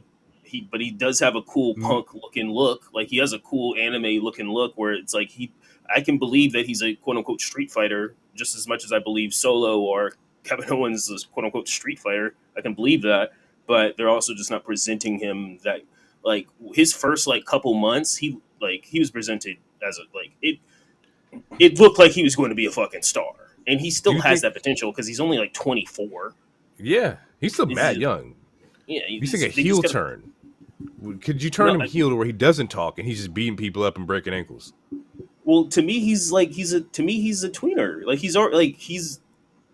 He's not a heel or a face. He could switch any day, because all he does is fucking suplex niggas and choke them out. So that could literally be a heel or a face. But it's you make him a heel, but he still needs better motivations than having a fake title. He needs actual motivations, like chase after Okada, chase after the ROH for Christ, or anything. I don't like. Okay, He had that one I'm gonna match with picture Joe. something. Let's paint something out. Hooks beats Roderick Strong. He gets in the ring with Taz. They're celebrating, and he just suplexes Taz. Like, do we get like some heel angle to where it's like, your legacy is not good enough for me. This is what you laid out for me. I don't like this. I'm gonna go build my own legacy. Like somewhere, some kind of character change where it's like, I'm gonna do shit on my own. I don't need your belt. I didn't need you. You weren't there. You were on the road.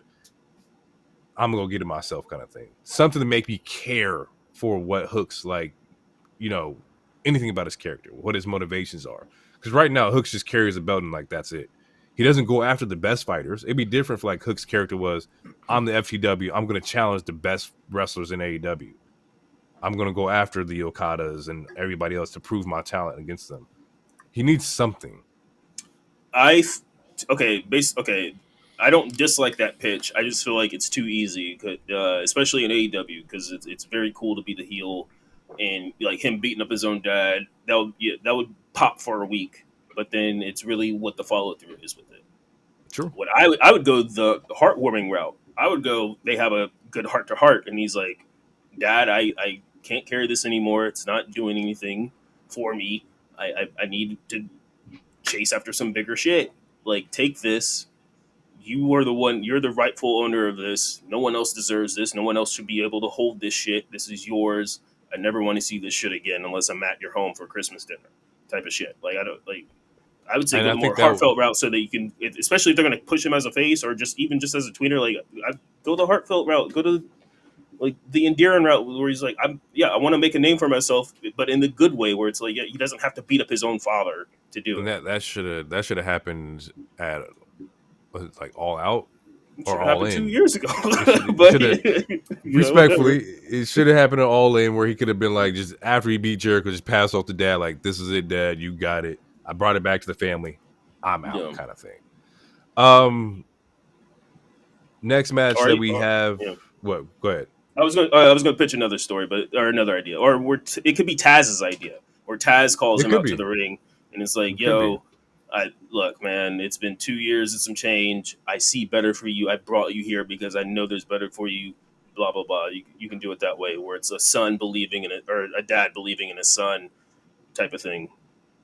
It's possible. I like either or. Like, we just need to get him with the other players in the pool, because right now he feels very much separated and isolated from the group, and it doesn't help his character because he can't carry his character by himself. Next match we get is Mariah May, Serena Deeb versus Queen Aminata and Yuki Sakazawa. This match made me realize you do have to watch Collision. I watched Collision last night after we finished recording, and Deeb is beefing with Aminata right now, so this makes sense. Yeah, if you didn't watch Collision, you'd be like, what the fuck is happening here? But it makes sense. Aminata's beefing with Deeb. Mariah May's beefing with Yuka. This is the classic baby faces team up to take off their heels. Yeah, TK, this is why we need video packages, just in case someone didn't watch the show. This is true. You definitely got to remind people, because like 30 seconds would help. Just a 30-second clip. Especially because they run packages, Paul. They run video packages, because we've seen the Nigel one, and like he's been running that one for a couple days now. Yeah. But the match is good. I enjoyed this match. It's good to see Queen Aminata on TV. Like, she's actually getting her shine. There's actually a lot of praise for her online, where people are like, who the hell is this? Where she's been. She's a star. She looks great. The match ends where Mariah May ends up grabbing the belt and bashing Yuka's head in, and start using her face as the belt, kind of like in cheese grater, kind of like simulation, where she's just grinding her fucking face on the belt. Yeah. Just being more deranged than usual. She post match we get a Mina Shirakawa video package, where she's like, Mariah wants me to come back. She hasn't celebrated her championship win yet. All right, guess what? I'm coming back. We're gonna celebrate your win. And I'm ready. I'm cool. I like Mina. Mina's a great wrestler. This will be a great first feud for Mariah. It's best friends versus best friends. I don't think you can go wrong with this. I think it's fine. I don't think you can go wrong with it. I just feel like I feel like we're already plateauing with this again. It's just with TK stuff. Like we crown like the Mariah Tony feud was Hot. arguably one of the best storylines in that company's history, or just in general, just one of the better storylines of the year. You could put it in feud for the year if you want. It's up there. And then it's similar to like when Swerve won the title. After they won the title, it's kind of just like flat. Like it's just I don't know. It's just kind of stagnant. Where to me, it's like Mariah's not doing shit to me right now. This Mina feud would be cool. It probably lasts 2 months or so, but then what? Because like who are the top contenders in the women's division right now? Besides, I mean, well, because Sheeta's like mid card ish, but she can always switch. Tony's doing some shit in Japan. I don't know. I feel like they also need to flesh out the division. I feel like Tony, he planned that whole storyline, but he didn't plan anything afterwards for the trajectory with some of these women and like Mariah's next challengers. Because like after Mina, then yeah, like who else? Because everyone else is like either fucking with Mercedes or non-existent because they're on Rampage or ROH. There's not a lot of strong contenders right now. They have the women. It's just everybody's kind of like in the same loop of like mid card, but we're kind of like getting our wins up kind of thing. Because the same thing could be said, like, when Jamie Hayter came back. Jamie Hayter should have been implemented into like the main event like picture. But she's currently beefing with like Saraya, which was set up at All Out. But even before that, you should have had somebody ready to go lined up to take out Mariah when she won, or like just the idea of who you wanted this next feud to be. And maybe that was Mina, because Mina was at All Out. She was in the crowd watching. Maybe there's like prior commitments, travel. I don't know what the case may have been. But there should have been an open challenge where somebody came out and like tried to like knock Mariah off, like as like, it's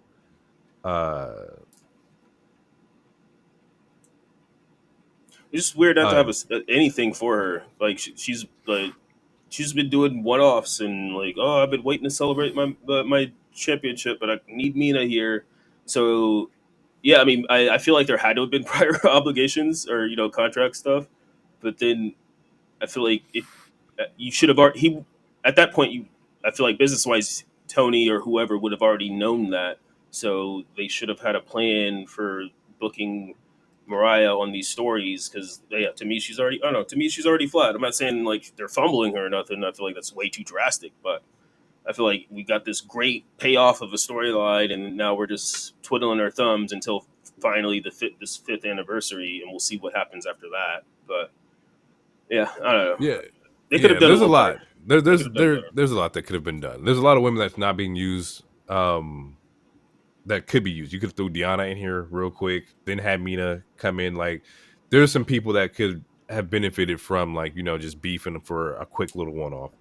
Which is rumors saying that they're going to try to start a faction around Deanna, I guess, which whatever the fuck that means. But again, yeah, like you're right. And real quick, then we'll go to the next segment because I've already said this before. But again, AEW has a lot of good ass women on their roster. Most of them are stuck in ROH for whatever reason. Athena, she just broke the women's world title match or title reign for ROH. Can't remember the last time we seen her on honestly, I don't think she's been on the Dynamite since her first week of being signed. And she's easily one of the better workers. Mercedes, I think she had fought somebody. Was it Mercedes and Owen Hart? Owen Hart? I don't know. She had fought. She was on AEW. Britt won the first Owen Hart, and Willow won the second Owen Hart. Because there's only been 2 Owen Harts that I can remember at least. I could have sworn she was fighting. She fought somebody. She might have been in the first one. Yeah. I don't know. I don't know. And then like he brings Nyla once a month just to put somebody over. It's just weird. Even Anna's had like promos where she just came back from Japan. So like, there's a lot of women who can be used and they're all popping off at the same time, which is kind of interesting. But we'll see how it goes. Yeah. Like I said, I know Mina and Mariah will have a fucking banger match. They have great chemistry. They've been working together forever. Like, I have no doubt that the match will be good. It should be. The Nigel McGuinness video package against Daniel Bryan. I remember last pod we were talking about how he's like, how does he know like Bryan's going to accept like this challenge? And when I was watching the collision last week, they asked him that same question. And he's like, he doesn't know. He's like, I just threw it out there because like, you know, Mox is beefing with Darby. There's no match for Daniel. Like, he's open, so I want to challenge him. So currently he's just egging him on. Daniel hasn't been seen since all out, which I do respect. This is a lot different than like, you know, him taking the Tiger Driver and then popping back up. They actually gave him some time on this to where he's been sitting out for a minute, kind of like, you know, kayfabing the effects of, you know, what happened to him, i.e. BCC turning on him and trying to choke him out with a plastic bag. Trying to choke him or trying to commit mass murder? Mass murder. They're definitely trying to take him out. To me, it's still weird. It's not because if I'm not mistaken, the Nigel thing came before the Darby and Moxley segment last week. Maybe I'm tripping, but I could have sworn the Nigel segment was before that. But even then, it still doesn't explain why Darby just willingly gave up his shit to fight Moxley. Like, you won this number one contendership late July, early August, and you're just giving it up because a nigga asked for it because you're assuming that this guy isn't going to show up to work because Moxley told me he's not coming to work, so now I'm going to give up my title shot. And then fucking 5 minutes later, Nigel's like, hey, I'm challenging Daniel. Like, I don't know. It still does not make a whole lot of sense. I understand both, and I'll explain both of them from my perspective. Is that, like, Darby, if he's going to be AEW champion, has to knock out some big dogs. So you're going to have to fight Mox, because that's just one of the big dogs of AEW. And I get it, because like people are like, when Darby won, it's like, okay, so Darby has a title shot. It's like, we don't even believe Darby can win it. But clearly Tony does. Darby's been putting the work in AEW. He's in every major pay-per-view. He's done insane fucking spots. He's very fucking reliable. The man will fucking wrestle with a broken nose, broken face. It doesn't fucking matter. So he's very much bleed in, bleed out kind of AEW. So I understand it. From the Nigel side of it, it's unfinished business. Like, the 16 years ago, the storytelling from them doing the ROH, like him being his biggest 20 enemy. Years ago, bro. I think it was 20. I get it, but apparently there's a story that has to be told here. Yeah, and I understand it too. I understand it too I understand it to a little bit because again, like let's say this match happens, which it looks like it is because last week Tony. There was a graphic for it. So Tony essentially approved it, even though we still haven't got any single word from Daniel, which this match is next week, right? Isn't Grand Slam next week? Grand Slam is next week. Okay, so we haven't seen Bryan in 3 weeks. Right now, as of right now, this match is supposed to happen. Again, if you're in Daniel Bryan's shoes, you haven't been around since your homie choked you out in tried to murder you with a plastic bag. Why the fuck still would you fight Nigel over a 20-year beef when your recent friend just tried to kill you? I text to knock you out. No, I get it. We talked about it last week. My first thought would be, I'm going after this nigga over here first. Yeah, we talked fuck about this other match. And honestly, okay. I might need to here. I'll try to fact check it because I heard that. This isn't a title match now. It's just an it was just there was no title on the line. It was just that's even weirder. That's even weirder. I don't want your title. I don't want it. I just want to beat you down. That's Nigel's whole thing. I've been waiting to get clear for 20 years. I just want to fight to beat your ass. That's his motivation. I've been waiting 20 years to fight you. I get it. Which I do like that. If it wasn't intertwined with him getting choked out by Mox, with the goddamn plastic. I get it. His homies betrayed. Waiting 20 years to fight a nigga is funny. It's something I do. The best revenge, you gotta wait. You don't take revenge immediately. You gotta wait. That's how you know. That's the easiest way not to get caught. You gotta wait at least like 2 years. I'm still waiting on some get back from 2007. I'm gonna just leave it at that. That's fine.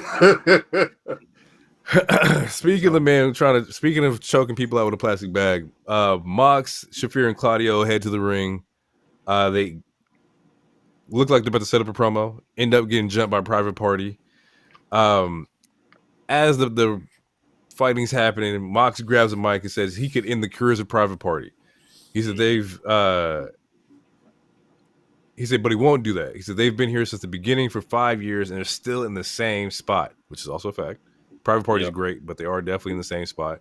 Mox says he's going to give them what they need, an obstacle to overcome, and then takes a hammer and breaks this man's hand. So, you guys are not challengers next week no more. It opens it up to where another trio can come in. Maybe this is where you get a new trio to fight them. I don't fucking know. But as of right now, it looks like Isaiah Cassidy has a broke hand, and they're not fighting. You're not gonna do none of that. So it's interesting to try to see who they like, what trios they'd bring. Although the optic wise, this segment looked crazy, especially based off the last couple of weeks since this new character, this new team. Because like again, it looks like American History X on Tubi. But what Mox said to Cassidy, I liked the way that he worded it. So essentially, it seems like what this group's motivation is, besides being racist, is that they're going to beat up people who haven't done shit in this company. So it's like you've been doing the same, like Private Party, like they've been doing the same shit. Like they're on the debut episode of AEW Dynamite, they beat the Young Bucks in a fucking great match. In a we'd call it underdog, not underdog, but it was a shocker. We didn't expect it. They haven't done shit since. Granted, there was injuries on other sides, whatever. But so it's if that's the case, you need to hit up Archer. You need to beat up Hook next. Honestly, you should beat up Hook immediately because he hasn't been doing shit. Who else should they like? If that's the case, you got to beat up most of this roster. I like it. If that's the motivation, I'm liking it. Y'all got to get your act together. And the only way to get your act together is for me to whoop y'all ass. If we can get that with less Jan 6 undertones, I'm here for it. I can't even say Jan 6. Although I will say that when I mentioned the clip earlier, I did watch the clip. He's definitely inspired by that movie. As long as there ain't no symbols, no targeting people like of color, I'm cool. If this is equal opportunity ass whooping, you should be in. They just beat a nigga with a hammer. He choked a white man out with a bag, so we're good. Yeah.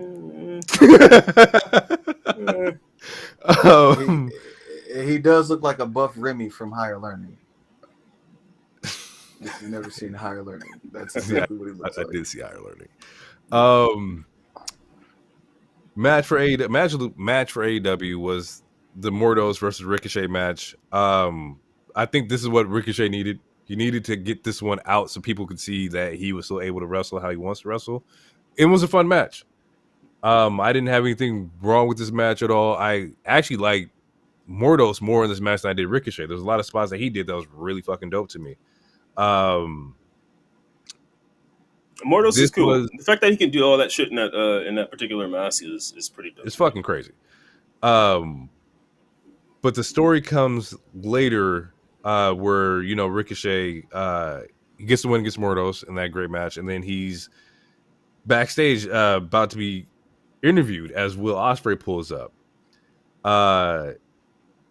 Ricochet says everyone at AEW has been calling Ricochet out, trying to prove themselves better than him, but nobody's calling out Ospreay. He knows Ospreay's busy at Grand Slam, but he talked to Tony, and on the 5-year anniversary of Dynamite, it's going to be Ricochet versus Will Ospreay, October 2nd for the AEW International Championship.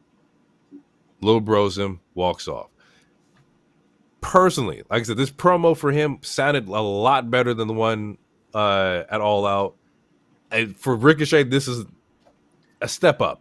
Top all right, tier. I'm not looking for nothing crazy from Ricochet, but I'm looking for advancement. This is from D class to solid C minus C plus. This is way better than what he was doing before. And we actually find out that he will fight Ospreay, not at a pay-per-view, but on the 5-year anniversary of Dynamite. What do you think? What's the consensus? DT, you go first with Ricochet's promo. or feelings, I guess. Yeah, feelings towards the promo. So, feelings for the promo. To me, this is his best work that I have seen him do. When he was with the E, he had a promo about not getting chances and not feeling, you know what I'm saying, like he got his shot. That promo was okay. I didn't really believe it from him, but this I believed. Like this, I felt. So for me, like you said, top tier. This might be his best work to me. Listen, and I'm not trying to be funny. Like I actually was like, okay, all right, I gotta watch that because now I gotta see you back it up. Yeah, and if there's one match that I would say you should check out, it's probably going to be the Ospreay Ricochet. Cause they're gonna fucking do some crazy shit. Well, yeah, that's why we're already getting it into a month and this motherfucker already being in the company. But see, no. We know we've talked about this. We talked about like two different sides of the coin. Longevity. We got to find an equal balance. Right. Okay. Well, we got to let it play out because the match hasn't happened yet. But my thing was like, please don't rush this match because obviously this is the match that everyone wants to see. Stop rushing dream matches, especially if you don't have a plan afterwards. So, like, either Ricochet loses his first match, or Ospreay loses his third / the title, which at this point that probably would be the better option, so we can finally get him into the main title. But you could have avoided booking this all together. As far as the promo goes, I think it was very, very mediocre. Mediocre is actually harsh. I think it was fine. To me, it doesn't sound any different. The only difference is that he got maybe 40 more seconds. Fuck. That's okay. That's see. You said you believe on your chip. No, I don't, bro. He has the same tone. He has the same bass. He just because he little bro because he said little bro. Like no, like it was. He got maybe 50 more seconds of promo, but there was nothing more believable than what he said to Logan Paul. Like to me, there is no difference. Nah, I think. I'm not gonna. Yeah, which both of you guys agree. We are the triangle of trust. All right, this is a democracy. But all I'm saying is that to me it was a plateau. I don't think it was any better or any worse than anything I have seen him say. To me, the only plateau is right. Plateau is like it just dropped. Plateau is stagnant. It's like limbo. Is that okay?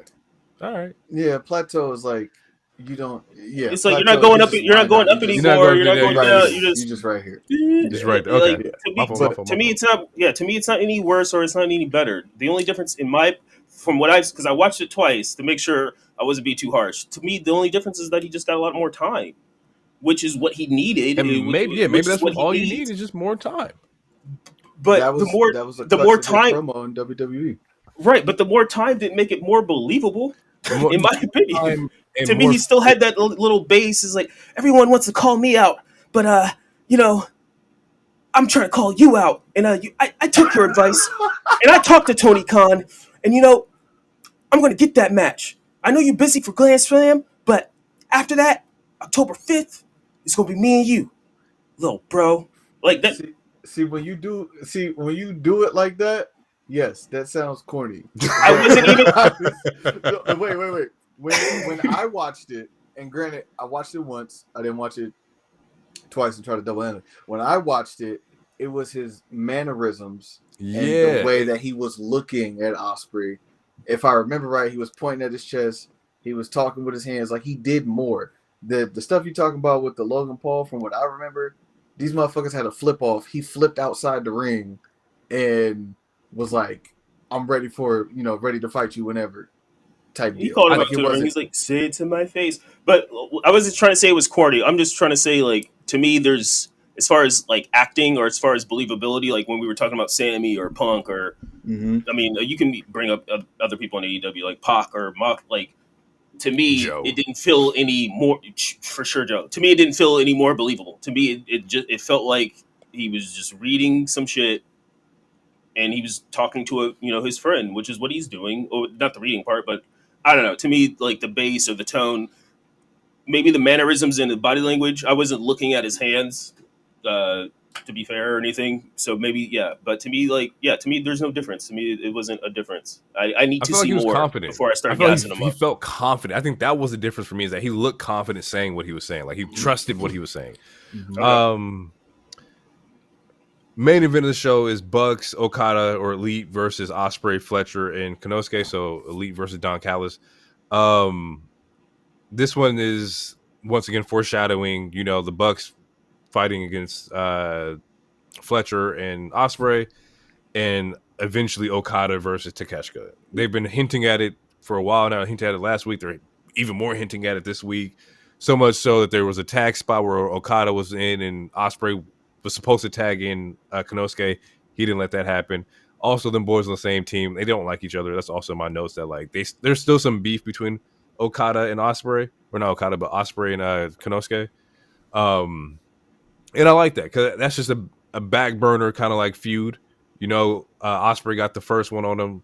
Konosuke didn't forget that shit and still don't like old boy. So like, I like the idea of like still holding on to threads inside that, like that group or inside that feud. Because they could always revisit that again, and that'd be a great fucking match. There was a dope little senton on the rope spot with the Young Bucks and Ospreay. That was really fucking dope. But as far as like overall, Ospreay and Fletcher get the win, so they get the pin on, I believe it was Matt Jackson, and post match they throw up the United Empire graphic, which was Ospreay and Fletcher's group over New Japan. Currently still over New Japan because it's still being used over there. Apparently, it looks like they may have some like reimagination of that over here in AEW, or maybe just a one-off. I don't fucking know. And then inside ring, Ospreay goes to like handshake Takeshita. He's like, fuck no, I don't fucking rock with you. They get into a little feud and the show ends. But overall, for this segment in particular, like I said, it's just setting up the tag team match that's supposed to happen next week. Grand Slam is like this big deal for them, so I expect a lot of shit to happen next week. We didn't see any Swerve. Swerve hasn't been on the show since he got stabbed in the face with a needle, so I expect Swerve to be back. Grand Slam. Actually, I saw some reports that he's supposed to be coming back sooner than expected. Yeah. So him and MJF were taking off. He should be getting tested. I mean, clearly he's not that hurt because he started tweeting like right after the fucking match. So. Yeah, he was at SneakerCon this week, unveiling his shoes to people. The similar interest that we have, he took a picture. I have no idea what you're talking about. Oh, okay. He took a picture. Yeah. Okay. Yeah. That's cool. I like that. I like that a lot. So yeah, he was at SneakerCon getting his shoes off, and we didn't talk about it, but there was a Hangman promo this episode too. But Hangman's currently beefing with Jeff Jarrett, and Jeff Jarrett's determined to fuck over Hangman. Yeah, essentially, he's gonna beat up anyone who is fucking with Swerve. So in that, essentially, which I mean, there's not that many people, but that wasn't even me making a joke. It's just he had one faction. They already turned on him. He turned on Keith Lee. So there's not that many people that was fucking with Swerve. But to me, that means this feud isn't like over, right? If he's beating up everyone who's ever been affiliated with you, like eventually you have to come back. No, it's not over. They gotta go back. And again, I'm not going to ask what can you do next. No, I'm not. I'm not asking it. I'm not asking it. Done. I need a blicky. I'm not asking it because we can't. We asked before, like, what can they do next? I was like, damn, I don't know. I don't know how you can like top, choking the motherfucker out with a chain in the middle of the ring. Like, there's no way you could top that. Fucking fast forward, this nigga getting injected with needles, power bombed on cinder blocks. I want to see a needle in his urethra. The next is they turned it into a Saw movie. That's what it's gonna be. It's gonna be a Saw movie. Something just fucking brutal. The chainsaw got to come out at some point. Inferno match. I don't know. Do something. That was AEW. I kind of like gave you the spark notes of it. But I do expect next week's episode when we do talk about Grand Slam to have a lot more shit going on. This was a more promo field, kind of like Dynamite. Clearly trying to tell stories that are being told through AEW right now. But let's jump into SmackDown. Let's get into. All right, yeah, SmackDown, Sacramento, California. Before the show starts, we just get a quick little earlier today. This is what happened, and you see the Bloodline minus Solo because Solo's not on the show tonight. You see them going through the metal detector, and they're all not trying to get checked, and then Fatu ends up beating them up, and it's like. I really fucks with that because I'm not a huge fan of TSA. Granted that this isn't TSA, but I don't need all that pat down. You know what I'm saying? Fuck all that. Anyway. Anybody else want a pat down? Yeah, that shit was fire. Yeah. But yeah, the show starts off with LA Knight versus Andrade for the U.S. title match, and Smoker. Man, they both were working. Smoker.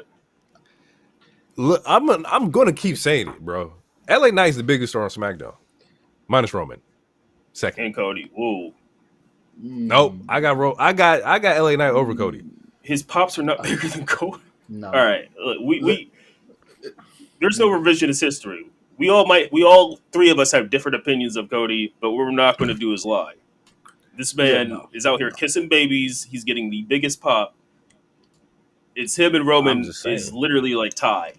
I'm saying, and then you got LA right now. Trump is lucky he ain't ran for president because Cody would have won already. Oh yeah, that man's a politician. I'm just saying, Mr. LA Knight, he's popping way bigger than your WWE champion. I'm standing on it. Okay, I mean I will allow you to be wrong for the sake of this podcast because it just makes good radio. I mean, he's the producer. He can be as loud as he wants. All that. Hell yeah, I'm sitting right here. He controls the volume. You're not lying. So I didn't write down too many spots. No, there was that one spot that LA Knight, which I stated multiple times, but it was before Mania that I hate that he does a spot, and then all of a sudden he was hitting it every single time. It's like when he runs up to do the suplex or whatever. This time he slipped twice, but that doesn't take away from the match. The match was extremely really good. Andrade's elbow, I really wish he would just switch that to his finisher. That back elbow is so smooth, bro. Every single fucking time. It looks so dope no matter who you do it to. It's crisp. Like it pops. It's quick.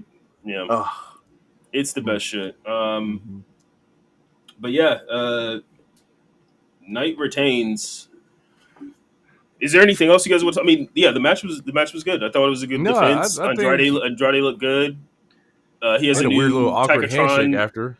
Yeah, that part was. I don't understand what was. Oh, fist bump handshake. I don't know, like. That's like LA's thing. He's been fucking up the post match. Yeah, he's weird with that because there was like that time when him and Cena worked together where it was like twice he did it with Cena. Yeah, it was like it was like it's like bro, like your face right now. You know that, right? Dummy. I don't know, but see, like the last promo where he's talking about you won the Hit It and Quit It club, and he's coming out like you're not ready for me. He might be leaning more heel than face right now. If anything, he's a for sure tweener. I would say he's more face though, just because like he's not. I would say he's booed. Yeah, no, he's not getting booed at all. No, he would have to do something like egregious to get booed. He would have to like slap Cody. I don't think that's happening anytime. Yeah, I mean, sure. I'm okay with it. I'm not saying he should. I'm saying close. It would have to be that level for people to start booing him. Mama Rhodes. Mama Rhodes. Yeah. This blood on this belt is for you, Mama Rhodes. That's on your hands. The Rock's blood. Rose blood on Johnson's hands. When he said that, I was like, yo, you gotta pause that. Like, yeah, you gotta chill the fuck out. Speaking of Cody, we get the promo. DT was about to say something. Yeah. Oh, go ahead. Since Andrade has come back to WWE, he is one of my favorite wrestlers to watch. Everything that he is a part of has been fire. And the thing is with Andrade, bro, is that it transcends like promotions, right? When he's given the opportunity, he will show out. Mm-hmm. And the thing is, I don't think this is even the best version of him. NXT Andrade was a fucking monster, bro. And I think that like just coming up during the Vince era, Vince is like trying not to give you the push, kind of like deterred his momentum. But had Triple H had been there or had control of when Andrade was coming up, Andrade probably would have had a WWE championship match. I wouldn't have said he had won, but he would definitely have been like the main title picture at some point. Yeah. Andrade's fucking amazing, bro. Yeah, he did have a good run, like early COVID. He did have a good run with the United States Championship because him and Ray were putting on some classics. And the thing that it didn't killed last him that long. Yeah, they did. And then, they had Zelina ended up getting split. That's what it was. Because when she split Zelina from him, just the promo aspect, you couldn't lean into him for like promo segments because back then his English wasn't as good as it was now. His English still isn't that great. Let him speak Spanish, bro. Put subtitles on that shit just like they did. With Shinsuke. It's a wrap. Him and Mello are both getting over with just wrestling. And Melo is obviously doing more of the talking, but they're like, you know what happens when you start wrestling in the people. Who would have fucking thought? World Wrestling Entertainment. When you start wrestling, the shit fucking works. Spanish fly me to death. I don't care. They could do. I don't give a fuck. Them motherfuckers is cooking. Like we on Mellow Andrade 6 in the WWE. You know how crazy this is? It's just 6 matches of niggas wrestling. 7 games. I'm cool. And I know I'm getting 7. So I'm Gucci, bro. Yeah, them boys is solid, man. They fucking killing it. Straight this Cody promo, Cody Roman promo in the Georgia Tech Arena. Wait, real quick. Let's talk about it. Before that, we get a quick Nia talks to Tiffany. That is what it was. We don't got to dwell into that. But after that, real quick, Carmelo approaches Andrade. After that match. Yeah. It cooks him. He's like, hey, man. Hey, like, just fries in the bag, bro. You're washed. You're washed. It's crazy. Just fries in the bag, bro. And that turns into a fight. Which is why, we're getting match number 6 next week. That definitely happened. That was fun. Right. That was funny though. But then now, after that, we get some cinema. And Lone, take away. But I would like to hear DT speak about it first. Okay, I'm gonna set you up. So, Cody Roman in the Georgia Tech Arena. Backstory is that Roman has played for Georgia Tech. Football, and Cody is from Atlanta, his home city, home state. It's a battle of turf. So if you would, DT, take us through thoughts. First and foremost, we have to take a second to thank Sheamus, because without Sheamus, the tribal chief wouldn't even have acknowledged that he played for Georgia Tech. That's number one. I was someone who vehemently hated the idea of these two being paired together. Hero talked about it like, 4 months before it even happened, before it was even on the radar. Oh, will they, won't they?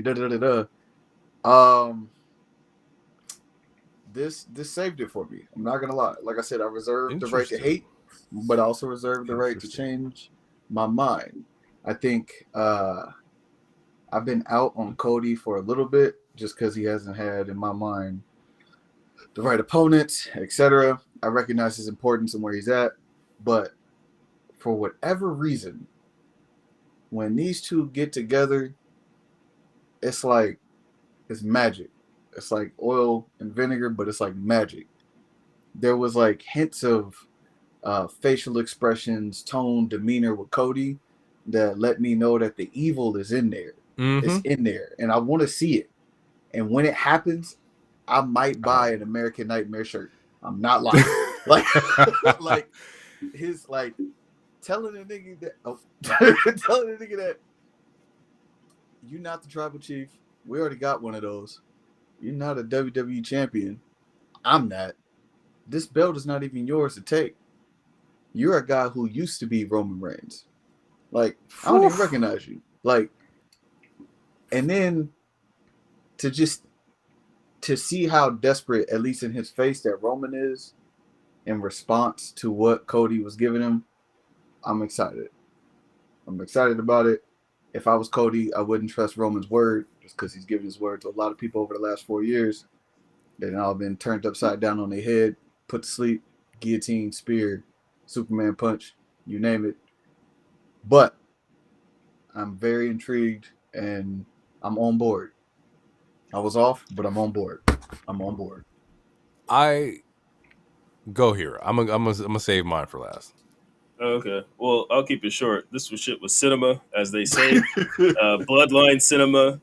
I forgot who they said it was directed by, but Paul Heyman helped also produce the segment. Roman and Cody both had the same acting coach. They were acting their bag off. I can see an argument to where some people might not like the overproduction of certain things when it comes to like this. But me personally, I like the change of atmosphere to where it's like, yeah, it's two icons. It's your Goku, Vegeta. It's your Superman, Batman, and they're talking on just a random ass football field, but it's not random to them because it means something. And they're having this. It's people were comparing it. I don't know if you guys saw the movie Heat with Al Pacino and Robert De Niro, but they were comparing it to that, and it's like, yes, like it was, it's like it was like a Tarantino like movie where it's because he's so good at like writing dialogue just between two characters. It was just it felt super important and felt good, and like with all the glitz and glam and extra gaga, it just made it more again like cinematic. It made it feel, I don't know, it makes it feel different, but I don't know, it gave it that MCU feel also, where it feels it makes wrestling also feel more cinematic as a universe. And yeah, I mean, I don't know. I don't have the. I can go off of, going on and on about the praise for it, but I heavily enjoyed it. I like the facial cues. I like the words. I like the back and forth. Um, Again, like Roman has not changed character. Like if this was the old days, Roman would be smiling ear to ear, shaking hands and shit. Like he's touching hands, but like he is still himself, but he's a different version of himself. Like this is him like learning to grow. Like he's still in chapter one. Like this shit is going to go on for a while. Like, and if you notice, because I didn't, I saw someone talk about it earlier today. Like, you notice, like he didn't say they took Jay from me because he already lost Jay. Like that's a whole other battle he still has to do as a character. Like there's a whole other development that had nothing to do with this entire 8-minute segment that he still has to go through. And that is such good writing. And it's, I don't know, I'm gonna geek out about it film wise. I don't know. It's just really, I don't know. I fucking love it. I love it. And I'm excited to see where this goes. I'm excited to see how this branches off. I have a theory to where honestly, I think the Bloodline is going to go to Raw for Netflix. So I don't think we're going to deal with this wait for too much longer. And they haven't made any of these characters look stupid yet. Like, because if this was Vince era, like I would have been way more on DT's side, where I'm like, I would be more worried about how these two icons are going to interact. But the way that they interacted to me was perfect. It's similar to any anime or comic book or any movie that you've seen. Like usually the rival, you have to team up with your rival at some point, or usually like you guys become friends, or like fucking Magneto and fucking Wolverine team up. Like, shit happens. Like, niggas have to team up at some point to fight a greater evil. And the way that they're doing it and portraying it is coming off very well written to where it's not corny. Roman doesn't seem stupid. Like, you can see some of the desperation, but it's not desperation in a sense to where it's making him look weak. It's like, fuck, I really have to do this because I don't have Jimmy. I don't have anyone else. It's not like the wise man's going to fight.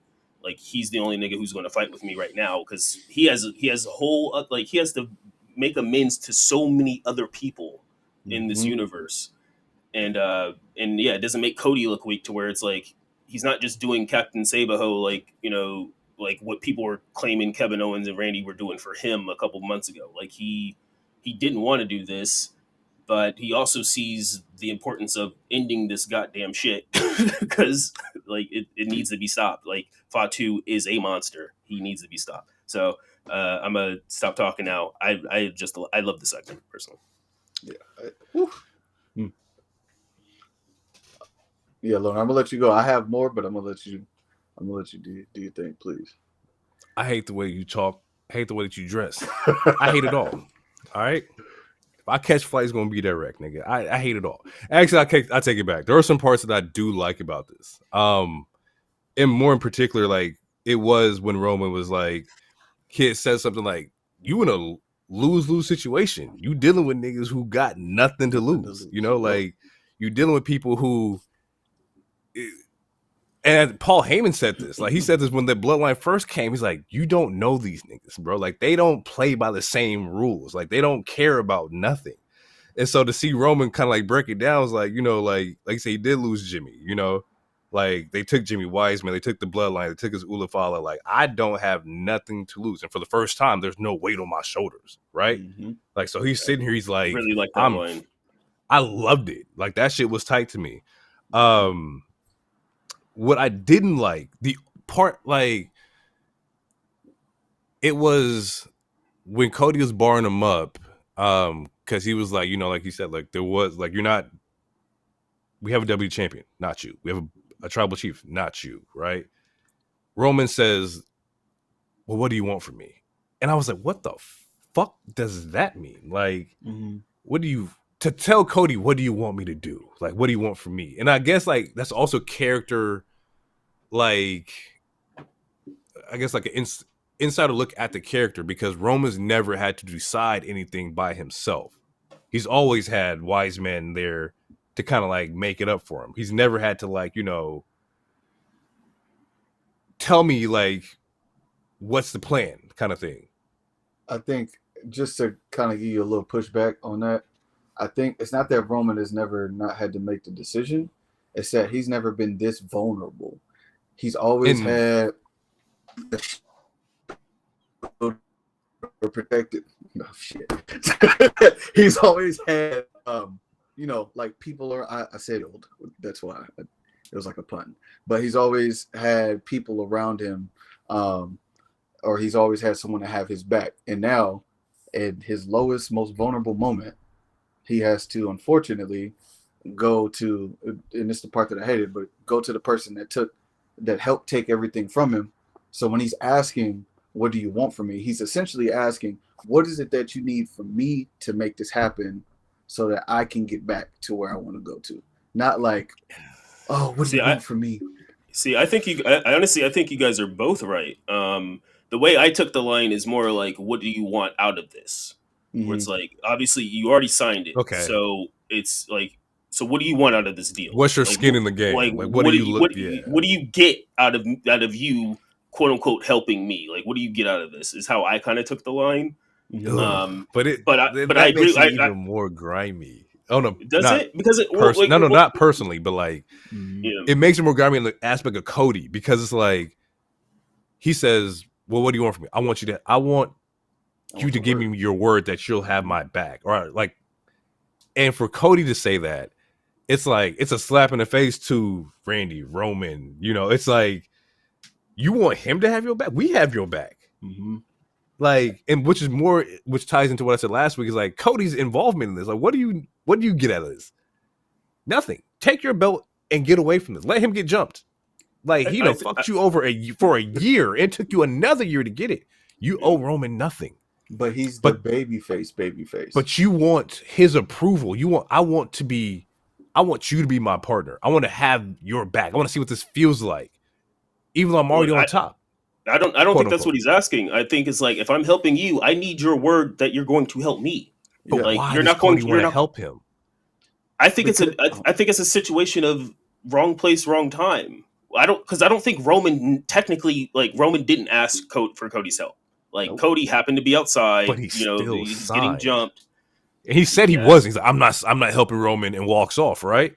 I heard it. We talked about last week. He came into all this. He heard it. He's not helping him. But then in the ring, he signs it. Roman signed it first. Okay, yeah. Okay, he signed it second. But like, why? What is your involvement in this? Because why do you want to? You had a way out of the fucking bloodline vortex. Why do you want to be back in? Because if I help you, you owe me. And if you remember, what happened right after WrestleMania on Raw?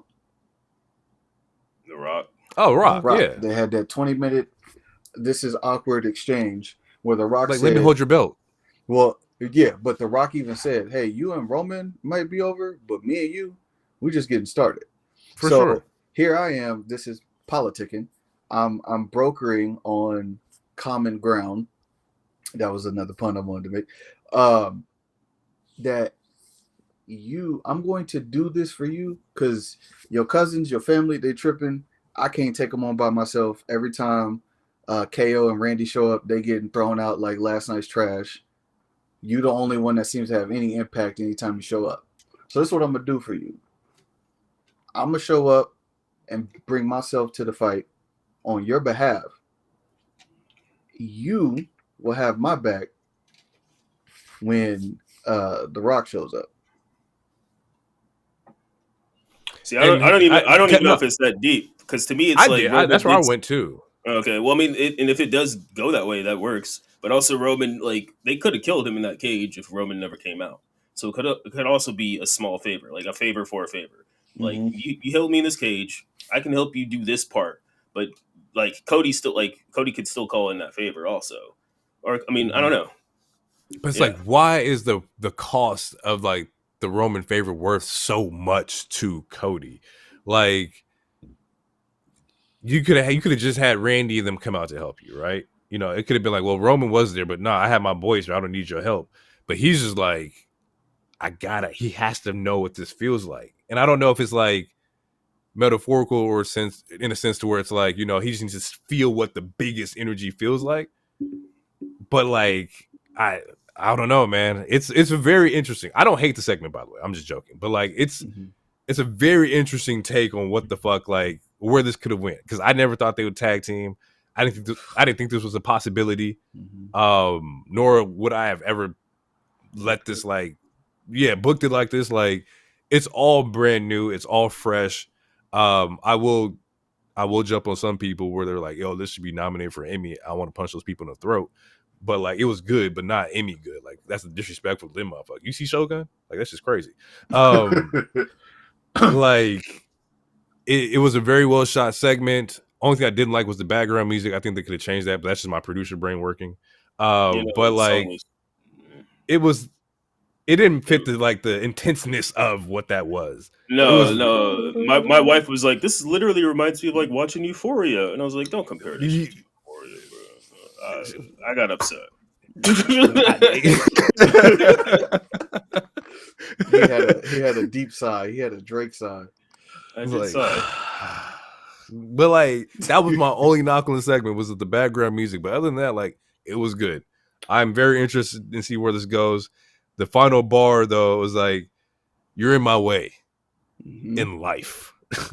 Like, shit. If there's never been a bigger statement than that is it. Because like, Roman was on top. If Cody doesn't come to WWE, we might not see Roman drop the belt. He might have broke Hogan's record, you know?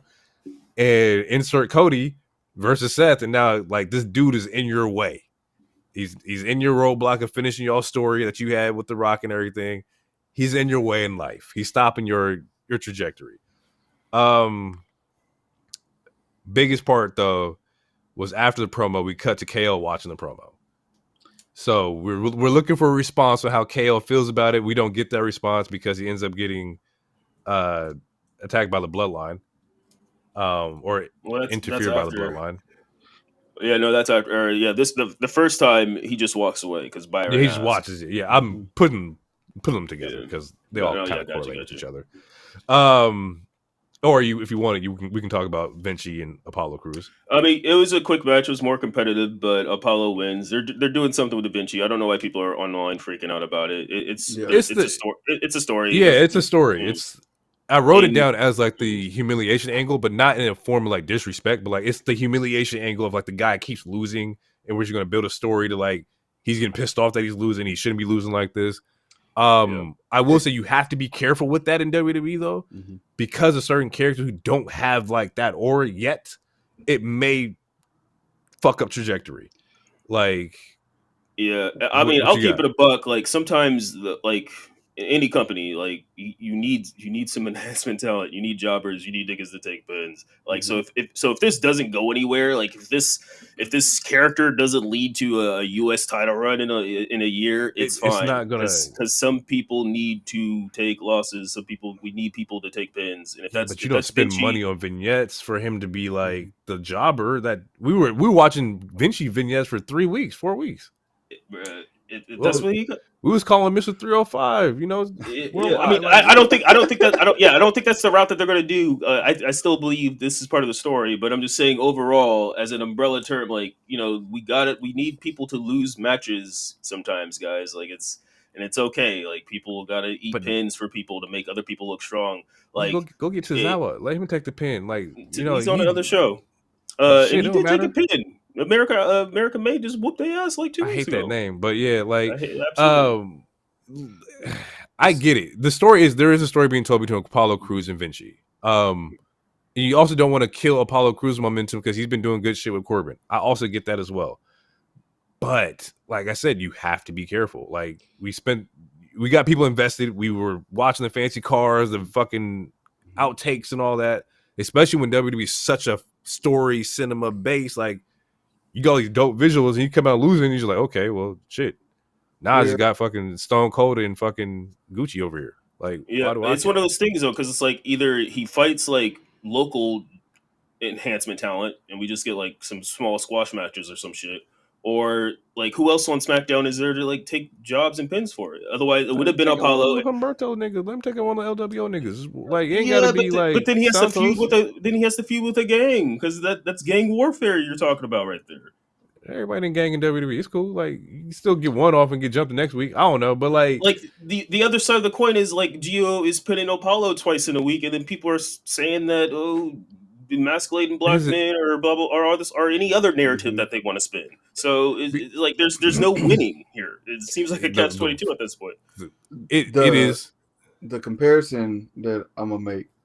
Yeah, I might have forgot, but this is kind of the same thing that happened with Michin when she came back. She lost a bunch of matches. She even cut promos backstage about how much stuff got to change and all this other stuff. It takes time. Like just because you go get a Gucci belt, little Gucci jacket, you got the Ferrari, you still have to get people invested. So yeah, you can call this a humiliation angle, but like this is the same. People are still not invested in Michin though. Like that's where like that. They way more than last year. Absolutely. Now it took fucking 6 months to get there. Because it takes time to build people. Yeah, you got to build it. They had to put her in different storylines, different people. She had to keep losing. She had to go to NXT, do a bunch of street fights, come back. She's interjecting herself in Bayley and Naomi and Nia Jax. And now like people are like, okay, mid-card, get her a title. She's wrestled. We've seen her do it. We've seen her cut promos. She's ready. He gotta eat a little bit. He gotta eat a couple pins. Yeah, and it's still a story. He's still being used in a story too. This is not like he's just taking random losses. Right. And to be fair, his character isn't that much different. Like DT said, like he as far as I'm concerned, he's still the same nigga in Imperium that was taking pins. The only difference is that he has a Gucci belt. Though. That's so bad. Because it's like you're still the same nigga from when you left. You just put on, like say, a Gucci belt. Like, that's bad, bro. And now he's going to freak out probably. That's so bad. I came back. I spent 6 months ago. I got toned up. I spent a lot of money. I'm still taking losses. Like, that's bad, man. He like could spin into psychosis. It could change his whole character outlook. He might only be Gucci Vinci for like another month. And he keep taking these L's. He get mad and like, fuck all the foo-foo luxurious But then we shit. did that. We did that with Corbin. When Corbin like was bad with no money. Corbin when he was just bald and like had the hair on the side. Like we seen what that looked like. Like you got to be careful how you do that because Corbin came back, but Corbin also went to NXT and like it took a minute to like get his shit back off. But like, and that's what I mean is like you got to be careful when you develop into like the losing storylines in WWE because the connection with the fans may drop. Not saying like, you know, they're at that point, but Vinci don't got no aura. He ain't got no big pop. He ain't got no CM Punk pop. He got no Seth pop. Like, he could be the Ted DiBiase. Get him a $1 million belt. And a black man. We already got that. So that's what we're saying here. Oh, so Apollo Crews is the black man to Vinci. I see what the fuck's going on. Hey, next segment, nigga.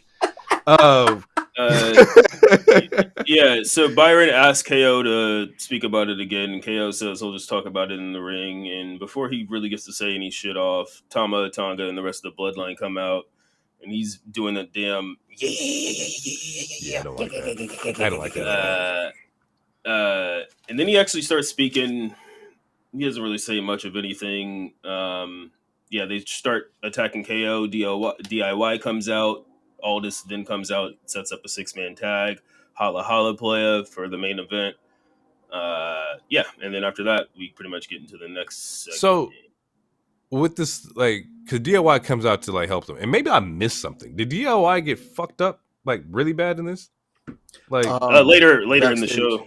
Yeah, later in the show. Okay, that I definitely missed that thing. Because I was like, when I was watching the main event, I was like, I thought it was DIY, but Prophet is here. Next match is Nia Tiffy versus Naomi and Bailey. The stipulation for this was that whoever gets the pin out of Naomi and Bailey ends up getting the title shot at Bad Blood, and the other would have to leave SmackDown. If the baby faces, one of the baby faces got pinned, they have to leave the show. If one of the baby faces get the pin, they get the title match. Okay, gotcha. Thoughts? How do we feel?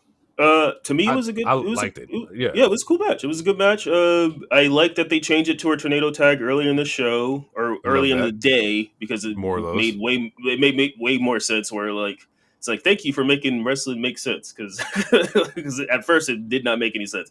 Tornado tag was dope. We get a interesting ending, which sets up something for next week, which is cool. But yeah, I thought it was a good match. All 4 women looked good to me. In ring and out. It was good. What I liked was the storytelling in ring where like I believe Bailey had went for a pin and Naomi like pulls her off the pin. And it's like the look of like, fuck, you my friend and like I like you, but I also want this opportunity. Like it sucks that like we gotta do it this way, but I can't let you get this. I need this one. And this also piggybacks off of like, when Naomi came back and the outcry was that she doesn't get like opportunities, like they better not squash her like they did before, especially coming off the run that Naomi had in TNA where she was the champion. So it's going to be interesting to see how next week plays out. I know that there's a lot of people watching. I would love to see Naomi get the shot against Nia. Like I think that'd be a great fucking match. But then also rerun it with Bailey's cool too. So spoiler alert, because of the interesting pin, we get Bailey versus Naomi next week. Winner goes to face Nia at Bad Blood. Which I think is fine. I think for story is gonna be great because they both didn't look like they wanted to fight each other, as best friends would. I just think what was the point of making this whole stipulation thing? Was it just to get us invested to tune in? Because now it feels like it was just a wash if it was going to end up in a double pin. It was a good invested because honestly, it could have went any way. Like this was the one of those matches. Honestly, this was a match that it could have went any way. Like Nia or Naomi could have got pinned and went to Raw, or Bailey could have got pinned and went to Raw. It could have been extremely surprising. For it to end the way that it did, I can see that argument where it's like, I mean, do we really have to do all this? But they need to kill some time because Bad Blood is in 2 more weeks or 1 more week after this, or so they needed to kill some time. And honestly, I wouldn't be surprised if Tiff or Nia comes out next week and attacks him anyway. We still get a triple threat or some bullshit. But yeah, I mean, I was fine with it. It was a good ass. To me, it was a good match. To where it, I don't really have much to nitpick off of. All right, cool. It looks like after that we get the Chelsea Green Meech and Trash promo, which was very creative. It also felt very NXT to me. Like it felt like it was shot with the same camera they do in NXT. It was a very funny promo. I enjoyed it. Chelsea Green's in a very interesting spot to where she's not wrestling every week, but she's still very important. Like you're not in the ring at all, but your vignettes and what you do, your backstage promos is like a piece of the story that's being told here. We also get the confirmation of Andrade versus Melo 6, which we had already talked about. And then we get into the main event. KO versus the Prophet, or KO and the Prophets versus the Bloodline. Once again, Bloodline Vortex. Here are the Prophets. No tag team gold in sight. Them boys is nice too. Montez had a dope ass crossbody in this match. Like, boy is fucking good. And we already know about Dawkins. We get Dawkins praise almost every goddamn episode. Yeah, I tried to. I'm sick of the Genetti allegations. Yeah, that's far from it. I want more for the both of them. I really do. And so do I. We've been said that we thought they were next up to get the tag belts before the Bloodline came in and got the belts because we didn't feel like the Bloodline needed the belts. They still don't need the belts. Still don't. Nor Judgment Day. Nope. What was the purpose of separating them just for the belts to end up in the same fucking factions? Like, it doesn't make any sense to me. Sometimes you just trust talent more. They could just be trusted. It's literally that. Right, and the tag division on both shows, they need to be built up, which is why I'm like pro Baron and Apollo, slash bringing in Lucha Bros and whatever Motor City. else they want to yeah. But yeah, I mean, it was a good match, man. We're just very disappointed with the Prophets being used the way they are. Or at least I'm disappointed. I can't speak on them, but I'm just a little disappointed with how they're being used. Yeah, absolutely. Because it's like if they don't get the push that everybody else benefited from, them allegations gonna start. They already started, but they're gonna start even more. Because they definitely deserve it. Them boys they kill it night in, night out, bro. Like I don't know what you want from them. And it looks like they are next in line to like challenge the Bloodline for the tag belts. I just don't know if they're gonna win. And I think it looks better now that Jacob Fatu does not have one of the tag belts, because if Jacob had the goddamn belt, they definitely not fucking winning. No fucking way. But I do see them beating Tama and Tonga at some point. I just don't know where that is or when that happens. Because we haven't had a tag team title defended on the pay-per-view since what? Backlash? Shit, a male's title match defended? Yeah, like was it? No, I don't know. That's tough. Yeah, it's weird. 9 months in, or I'm gonna say Mania. And that 5 was months the in. belts. That was splitting them. Because then it was Awesome Truth, and then